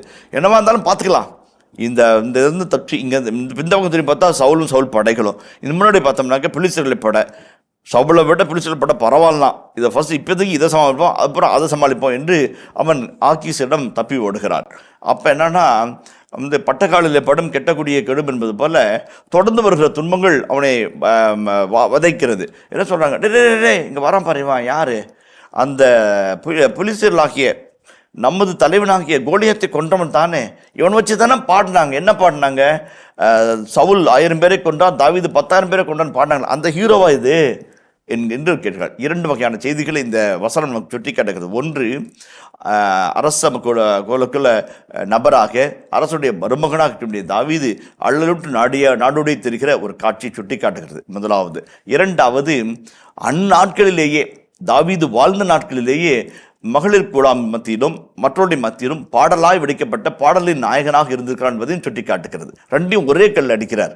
ஒன்று, இவன் செலிபிரேட்டட் ஹீரோ, செலிபிரிட்டி, எங்கே போனாலும் அவனை கண்டுபிடிச்சிக்கிறாங்க என்று சொல்கிற ஒரு காட்சி. 2வது, இப்படிப்பட்டவன் நாடோடியாக இருக்கிறான் என்கிற ஒரு அவல காட்சியும் அந்த இடத்துல ஆசைப்பட்டு வருகிறார். அப்போ ஒரு வசனம் இருக்குது, தாவீது ஆக்கீஸ் மன்னனுக்காக அஞ்சினார் என்று வார்த்தை இருக்குது. ரொம்ப அழகான வார்த்தை அது. அதாவது இவ்வார்த்தைகளை தம் மனதில் வைத்துக்கொண்டு காத்தின் அரசன் ஆக்கீஸை முன்னிட்டு மிகவும் அஞ்சினார். காத்தின் மன்னன் ஆக்கீஸ், இது பற்றிய ஒரு சின்ன தகவலை நம்ம பரிமாறிக்கொள்கிறோம். காத் வந்து நோபுலேருந்து ஒரு 23 கிலோமீட்டர் தொலைவில் இருக்கிற அழகான ஒரு பகுதி. அது பிலிஸ்தர்களுடைய நகரமாக இருக்கிறது. அவருடைய வருகையே ஒரு சந்தேகத்தையும் ஒரு கேள்வி வினாக்களையும் மக்களுடைய மனதில் எழுப்புகிறது. அது அந்த பின்புலத்தை தான் அரசர் தாவீது அந்த நகருக்குள்ளாக நுழைகிறார் அப்படின்போது. இப்போ வந்து ரொம்ப அழகான செய்தி. தாவீது எப்பேற்பட்டவன் என்பதற்கு இந்த பகுதி, ஒவ்வொரு பகுதியும் ஒரு விளக்குறையாகிறது. அப்போ அப்பத்தின் திருமுன்னிலை அப்பங்களை உண்ணும்போது தூயவனாக, போர்வலை பெற்றுக் கொள்வது வலிமிக்க மதியுக மன்னன் அரசனாக, அதே போல அகிமெலேக்கு பதில் சொல்லும்போது ஒரு சிறந்த மதியுகியாக தன்னை வெளிப்படுத்தி காட்டுகிறது. தாவீது சவுலிடம் இருந்து தாவீதுக்கு ஏகப்பட்ட அச்சுறுத்தல்கள், கொலை முயற்சிகள், பல்வேறு விதமான அழுத்தங்கள், அவர் மூலமாக, இவர் மூலமாக, அரசு அலுவலர் மூலமாக, படைவீரர் மூலமாக, படைத்தலைவர்கள் மூலமாக என்ற அழுத்தங்கள், அதே போல ஓரேபு, மீக்கேல் போன்ற பெண்கள் மூலமாக அவருக்கு முன்னாக கொடுக்கப்பட்ட ப்ரெஷர்ஸ் அத்தனை அப்படி ஷாக் அப்சர்வர் மாதிரி தாங்கி டக்கு அப்படி வெளிவந்தா. அப்படி எது? அறிவின் பலம், ஞானத்தின் பலம், கடவுளிலிருந்து வருகின்ற அச்சத்தினால் விளைகிற ஞானத்தினாலும் தனக்குள்ளாக இருக்கிற பயிற்சி வீரர்களால் வந்த அனுபவத்தினாலும் தாவீது மிக வென்றார். அப்போ யாரை எந்த வகையில் ஜெயிக்கணுன்றது அவர் நல்லா தெரிஞ்சிருக்குது. சவுலுக்கு ஒரு வகை, யோனத்தானுக்கு ஒரு வகை, மிக்கேலுக்கு ஒரு வகை, ஓரேபுக்கு ஒரு வகை, ஒவ்வொருவரையும் வென்றெடுத்து வருகிற தாவீது ஆக்கீஸை பார்த்து அஞ்சினார். இப்போ நம்ம யோசிக்கிறோம், பயப்படுறாரு, ஒரு திட்டம் இல்லையோ அப்படின்னு யோசிக்கிறோம். அவருக்கு ஒரு திட்டம் வச்சிருப்பார். என்ன திட்டம் வச்சுக்கிறாரு பார்ப்போமே. அதனால் தம் முகத்தோற்றத்தை மாற்றிக்கொண்டு வாயிறு கதவுகளில் கிறுக்கி கொண்டு தாடி வழியே வாயிலிருந்து நுரை ஒழுகச் செய்து அவர்கள் முன்னிலையில் ஒரு பைத்தியக்காரன் போல் நடித்தார். அழகான ஒரு காட்சி, அருமையான காட்சி. கொஞ்ச நேரத்துக்கு முன்னாடி நடனம் ஆடுகள் ஐயா, இவரை குறித்தான் அந்த பெண்களெல்லாம் ஆடிப்பாடி நடனமாட விளையாண்டாங்க. இப்போ இவரே வந்து நடிக்க ஆரம்பிக்கிறார். எப்படி நடிக்க ஆரம்பிக்கிறாரு? மிக அழகான முறையில் ஆசிரியர் தாவீதினுடைய மதியுகத்தை நம்ம முன்பாய் படம்பிடித்து காட்டுகிறார். முகத்தோட்டத்தை மாற்றிக்கொண்டு அப்படியே எக்ஸ்பிரஷன்ஸ், ஃபேஷியல் எக்ஸ்பிரஷன்ஸ் அப்படி டோட்டலாக மாற்றிக்கிறாரு. கதவுல மற்றும் வாயில் கதவுகளில் கிறுக்கி கொண்டு, கிறுக்கினா அப்படியே வந்து சில சமயத்தில் நல்லா இருக்கிற கதவு வந்து கிறுக்கிற யார்? லூசு பையன்தான் இல்லைங்களா? அப்போ வந்து அது ஒரு ரெண்டு வகையில் சொல்கிறாங்க. ஒன்று வந்து நல்லா இருக்கிற அழகு பொருள் அசிங்கம் பண்ணுறது வந்து புத்தி பேதலித்தனுடைய செயல்பாடாக இருக்கலாம், அல்லது அந்த திருவழிபாட்டு சாபங்களை எழுதுகிறவர் அப்படி அந்த எழுத்துக்களை எழுத சொல்லுவாங்க. சாபங்கள் ஒரு சொல்ல ஆசி மொழிகள் திருவழிபாடு முடிந்தப்படு அதுக்கு பதிலாக வந்து சாபங்கள் எழுதுகிறாகும். ஆர் தே எ கல்டிக் கர்சஸ் என்று சொல்கிறார்கள். 2 கேள்வியும் கேட்குறாங்க. மூன்றாவதாக வந்து தாடி வழியே தன்னுடைய வாயினுடைய உமிழ்நீரை விழக்கூடிய ஒரு கேவலமாக அவர் நடந்துக்கிறார். யாசிவார் இதெல்லாம் வந்து இயல்பா வந்து ஒரு பைத்தியக்காரன் நடந்துக்கிற புத்தி பேதலித்த நடத்துக்கிற ஒரு செயல்பாடுகள். அது அப்படியே தத்துரூபமாக நடிக்கிறாரு. அவங்க ரொம்ப நம்புறாங்க. ரொம்ப அடுத்த வசனம் பாருங்களேன். அப்பொழுது ஆக்கீசு தன் அலுவலர்களிடம், இதோ இம்மனிதனை பாருங்கள், இவன் ஒரு பைத்தியக்காரன். இவனை ஏன் என்னிடம் அழைத்து வந்தீர்கள்? என் முன்னிலையில் பைத்தியக்காரத்தனத்தை காட்ட நம்மிடம் பைத்தியங்கள் குறைவா? இவன் என் வீட்டில் நுழையலாமா என சினமுற்றான். செவத்தியான டைலாக் பாருங்க. ஏன்னா பைத்தியம் கம்மியாவா இருக்குது, ஏன்னா பைத்தியம் கம்மியாவா இருக்குது. நீங்களாம் பைத்தியம் தானா, இதுல வேற இன்னொரு பைத்தியம் கொண்டு வரீங்களாடா? அப்பாருக்கு எவ்வளவு அழகான ஒரு வார்த்தை அடிக்கிறாரு ஆசிரியர். ரொம்ப அழகா பேசுறாரு. தாவீதை திட்டுறாரு. தீர்றாரு. இருக்கிற பைத்தியம் எல்லாம் பார்த்தாரு, இன்னொரு பைத்தியம் கொண்டு வந்தியாடான்னு சொல்லி கேட்டுட்டு ஒரு பைத்தியக்காரன் வீட்டுக்குள்ள விடலாமா? அவனே ஒரு புத்தி பேதலித்தவன். பாரு, கதவுளுக்கு இருக்கிறான், வாயில எச்சி ஒழுதுட்டு இருக்கிறதெல்லாம் அசிங்கம் பண்றான், தீட்டுப்படுத்துறான். இவனை கொண்டு உள்ள வச்சிருக்கான். பட வட்டாங்கிறாரு. தாவீது காரியம் ஆயிடுச்சு. ஒரு சின்ன ஆக்டிங் கொடுக்குறாரு. அது அப்படியே ஆகுது. அதாவது நான் வந்து சத்ரபதி சிவாஜி பற்றி படிக்கும்போது மிக அழகான செய்தியில் சொல்வார். அவர் வந்து எதிராளியை சந்திக்கும் போது தன்னுடைய ஆயுதங்களை மறைத்து வைத்து செல்வார் என்று சொல்லப்படுகிறது. அந்த யாரும் எதிர்கால விதத்தில் எதிரியை தாக்கி நிலைகொழிய வைத்து வெற்றி பெற செய்வார் என்று அவருடைய போர் முறைகளில் அழகாக குறிப்பிட்டு சொல்லப்பட்டிருக்கிறது. இந்த இடத்துல அழகா இவரை தாக்கணும். எப்படி தாக்கணும்? அறிவினால தாக்கணும். ஒரு சிலர் ஆயுதத்தினால தாக்கணும், ஒரு சிலர் அழகினால தாக்கணும், ஒரு சிலர் மதியுகத்தினால தாக்கணும், ஒரு சிலர் தந்திரத்தினால தாக்கணும். அதுதான் அவனுடைய நல்ல தலைவனுடைய அழகான ஒரு பண்புநிலைகள். ஒரு போர் முறைமைகள் என்பது ஒவ்வொரு நிலையிலும் நிகழ்த்தப்பட வேண்டிய ஒரு யுத்தம். உளவியல் போர்னு சொல்றாங்க, பயோவார்னு சொல்றாங்க. ஒவ்வொரு வருஷம் ஒரு ஆயுத தாக்குதல் இருக்குது. இந்த இடத்த அவர் எடுத்துக்கொண்டது வந்து தன்னுடைய மதியுகமும் நடிப்பு திறனும். ஒரு ஆக்கீச மன்னன், அதாவது காத் என்கின்ற நகரத்தினுடைய தலைவன், பிலிஸ்தர்களுடைய சிம்ம சொப்பனம். ஆனால் அப்படியே கமுத்துறாரு. எப்படி கமுத்துறாரு? ஒரு சின்ன ஆக்டிங் கொடுக்குறேன். கூட்டுப்படா வீட்டில் வச்சுக்கிட்டு போங்கடாங்கிறார். முடிஞ்சதான் அந்த ஆபத்து. அந்த அவன் எங்கே வந்தானோ அந்த இடத்துக்கு வந்தான், அந்த இடத்த கடந்து போகிறான். அந்த ஊர் கடந்து தான் அந்தான போகணும். கடந்து போவதற்குள்ளாக அவனுடைய ஆபத்தை, அவனிடம் இருக்கின்ற ஒரு அசம்பாவம் எதுவும் நடக்காதபடி அவனை அப்படியே தவிர்த்து விட்டு போய்கொண்டிருக்கிறார்.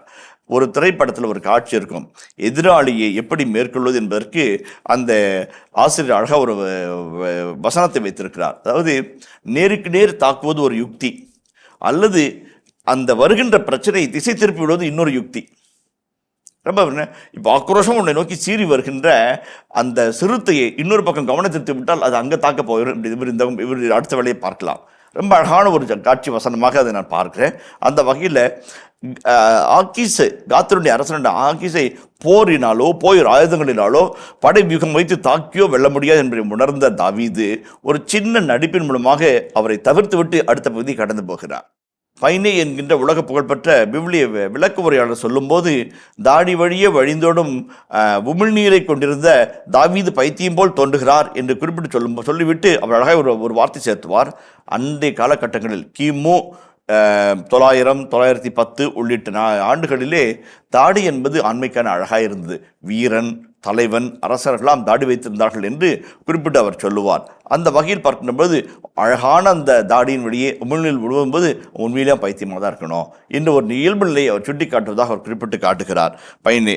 அதை போலவே மிக முக்கியமான ஒரு செய்தியை வந்து இந்த பைனே சுட்டி காட்டுகிறார்.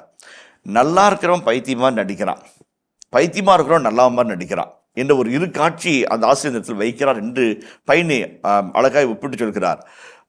பழி வாங்குகிற எண்ணம், பொறாமை, கொலைவெறி, இவையெல்லாம் நம் மனதையும் நம்முடைய எண்ணத்தையும் சீர்குலை செய்து நம்மை பைத்தியமாய் மாற்றுகிற ஒரு மனநிலைகள் இல்லைங்களா? நம்ம செய்ய வேண்டியதை விடுத்து செய்ய இயலாதவற்றை, செய்யக்கூடாதவற்றை நம்மை தத்தளிக்க வைத்து, நம்முடைய புத்தி பேதலிக்க வைத்து, எந்நேரம் அதை பற்றி சிந்திக்க வைத்து, சொந்த மகனென்றும் பாராமல் தன்னுடைய கொலைவெறியை தீர்த்து கொள்வதற்கு அவனையே கொலை செய்ய நினைக்கிற இதெல்லாம் புத்தி பேதலித்த தன்மை.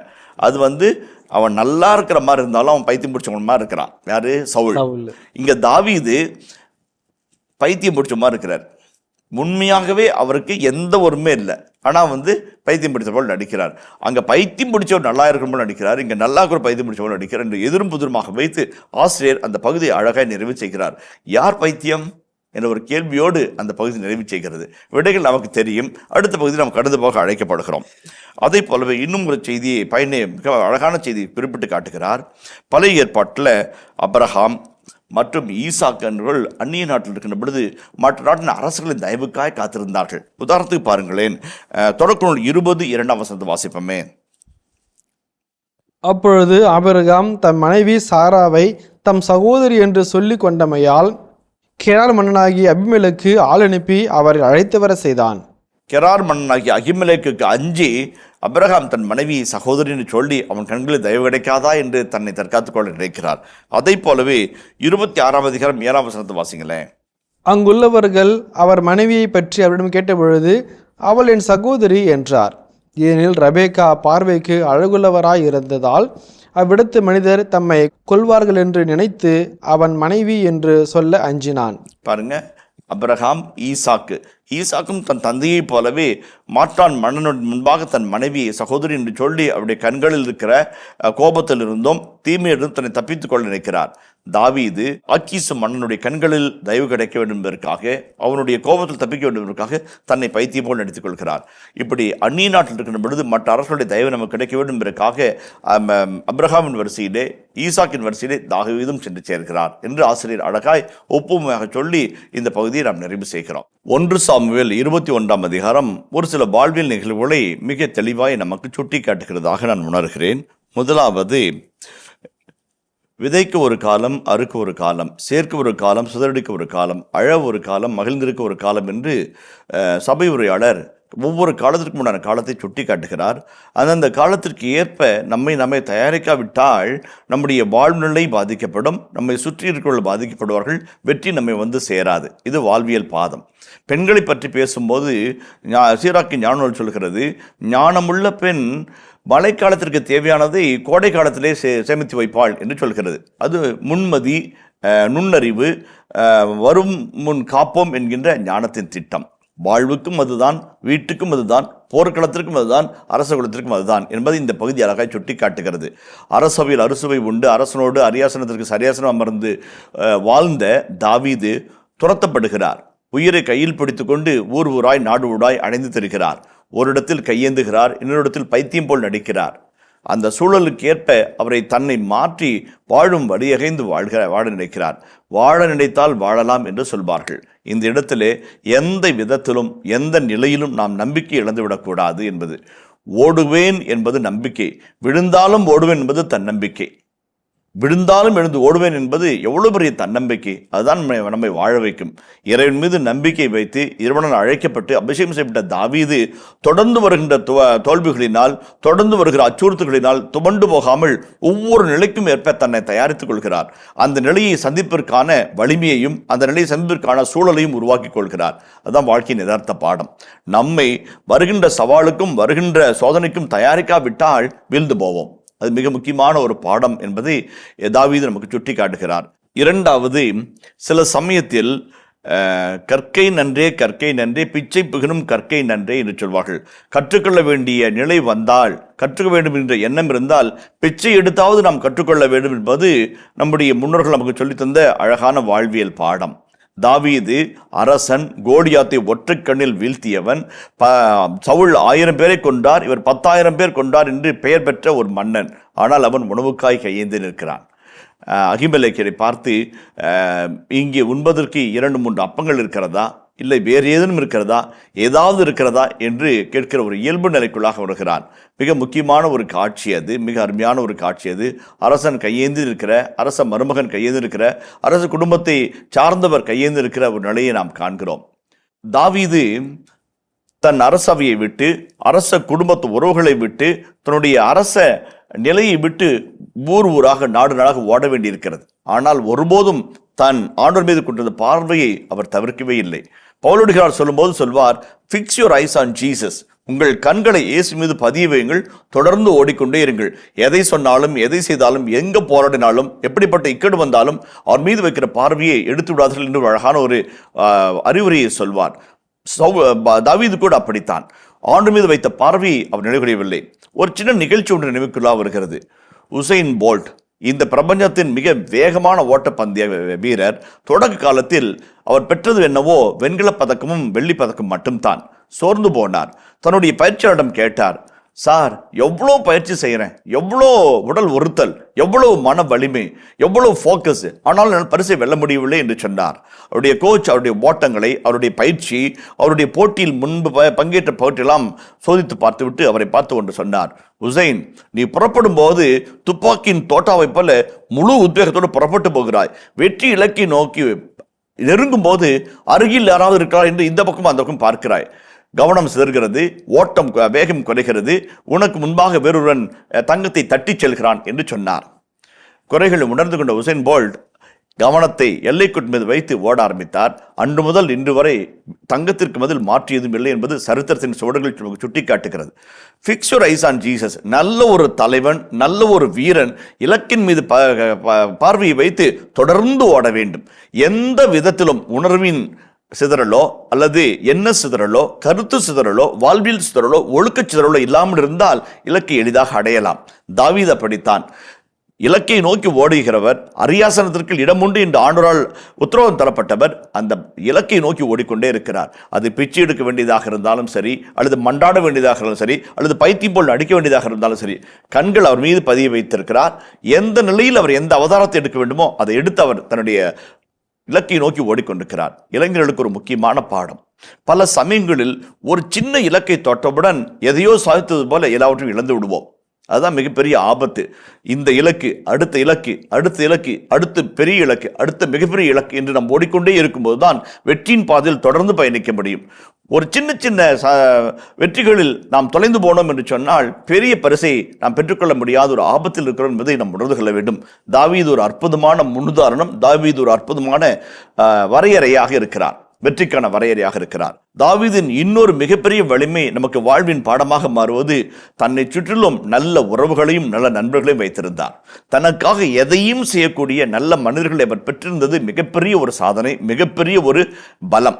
நாம் தனியாக போராடினோம் என்று சொன்னால் அது மல்யுத்தம், அணியாக போராடும் என்றால் அது போர்க்களம். பல சமயங்களில் மல்யுத்தத்துக்கு தான் நம்மை தயாரிக்கிறோமே ஒழிய போர்க்களத்திற்கு நாம் புகுவதற்கு தயக்கம் காட்டுகிறோம்.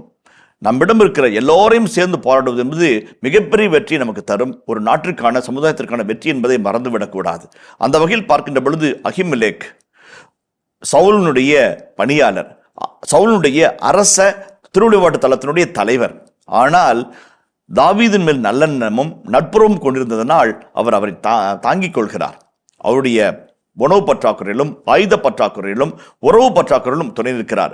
பின்னாளில் சவுல் அவரை பார்த்து கேள்வி கேட்பார், எந்த தைரியத்தில் நீ எனக்கு எதிராக கிளந்திருக்கிற தாவீதுக்கு உதவினா என்று கேட்ட பொழுது, அவனை போல் நல்லவன் வேறு உண்டா என்று ஒரு கேள்வியை கேட்டு சவுலை திறனடிக்க செய்வார். நல்ல மனிதர்கள் நம்மோடு இருப்பது மிகப்பெரிய பலம், மிகப்பெரிய பலம். ஊருணியாய் வாழ்வது, பொதுக்கிணராய் இருப்பது, பலரும் முகந்து கொள்வதும் பலரும் பயனுற வாழ்வதும் மிகப்பெரிய ஒரு ஆசீர்வாதம். தாவீது அதைத்தான் வாழ்ந்தார். இந்த இடத்தில் மட்டுமல்ல, கடந்த அதிகாரங்களை பார்க்கின்ற போது கூட அவருடைய அற்புதமான உறவு கொள்ளும் பாங்கு அவ்வளவு நேர்த்தியானது. யோனத்தானோடு கொள்ளும் போது உண்மையான பாசம், மிக்காயலோடு உறவு கொள்ளும் போது உண்மையான கணவனுடைய நம்பகத்தன்மை, அரசனோடு உறவு கொள்ளும் போது அரசனுக்காக உயிரும் கொடுக்க நினைக்கிற உன்னதமான பிரமாணிக்கம். இதுதான் தாவீதுடைய உறவு நிலை கோட்பாடு. யாரிடம் பழகினாலும், எப்பொழுது பழகினாலும், எப்படி பழகினாலும் உண்மையாக இருப்பது, பிரமாணிக்கமாக இருப்பது. இது நமக்கு அந்த இடத்தில் பெருமையும் வெகுமதியும் சேர்க்காவிட்டாலும் வாழ்வில் நாம் தடுமாறும் போது இவர்களெல்லாம் நம்மை தாங்கி நிற்கிற சல்லி வேர்களாக ஆணிவேரின் பக்கத்தில் நிற்பார்கள். இந்த ஆணிவேர் அசைந்து கொடுக்காமல் எந்த புயலும் சந்திக்க தயாராக இருக்கும். தாவீது அழகான ஒரு பாடத்தை சுட்டி காட்டுகிறார். நல்ல தலைவன்கிறவன் நல்ல உறவுநிலை கொண்டவன், எல்லாரிடமும் பண்பட்ட முறையிலே, மேம்பட்ட முறையில் உறவு பாராட்டி அந்த உறவை தன் பலமாக மாற்றிக்கொள்கிறவன் நல்ல தலைவன். அதான் இந்த தாவீதுடைய அழகான பாடம். அது அகிமேலுக்காக இருக்கட்டும் அல்லது இன்ன பிற தலைவர்களாக இருக்கட்டும், எல்லாரிடம் நட்பு பாராட்டும் நல்ல குணம் நமக்கு ஒரு பெரிய பாடம். இந்த சின்ன சின்ன கருத்துக்களோடு நாம் 22ஆம் அதிகாரத்தை கடந்து செல்வோம். நன்றி தந்தை அவர்களே. இனிய இதயங்களே, இதுவரை நாம் சாமுவேல் முதல் புத்தகத்தின் 21ஆம் அதிகாரத்துடனான விவிலிய விளக்கங்களுக்கு செவிமடுத்திருக்கின்றோம். இனி இந்த பகுதியின் இறை வசனங்களுக்கு செவிமடுப்போம். சாமுவேல் ஆகமம் முதல் நூல், அதிகாரம் 21. பின்பு தாவீது நோபில் இருந்த குரு அகிமெலக்கிடம் சென்றார்.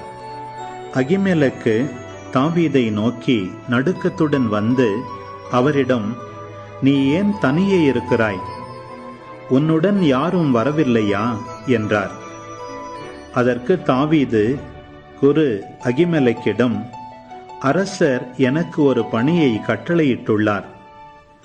நான் உன்னை அனுப்பிய நோக்கத்தையும் உனக்கு அளித்த கட்டளையையும் ஒருவரும் அறியக்கூடாது என்று அரசர் கூறியுள்ளார்.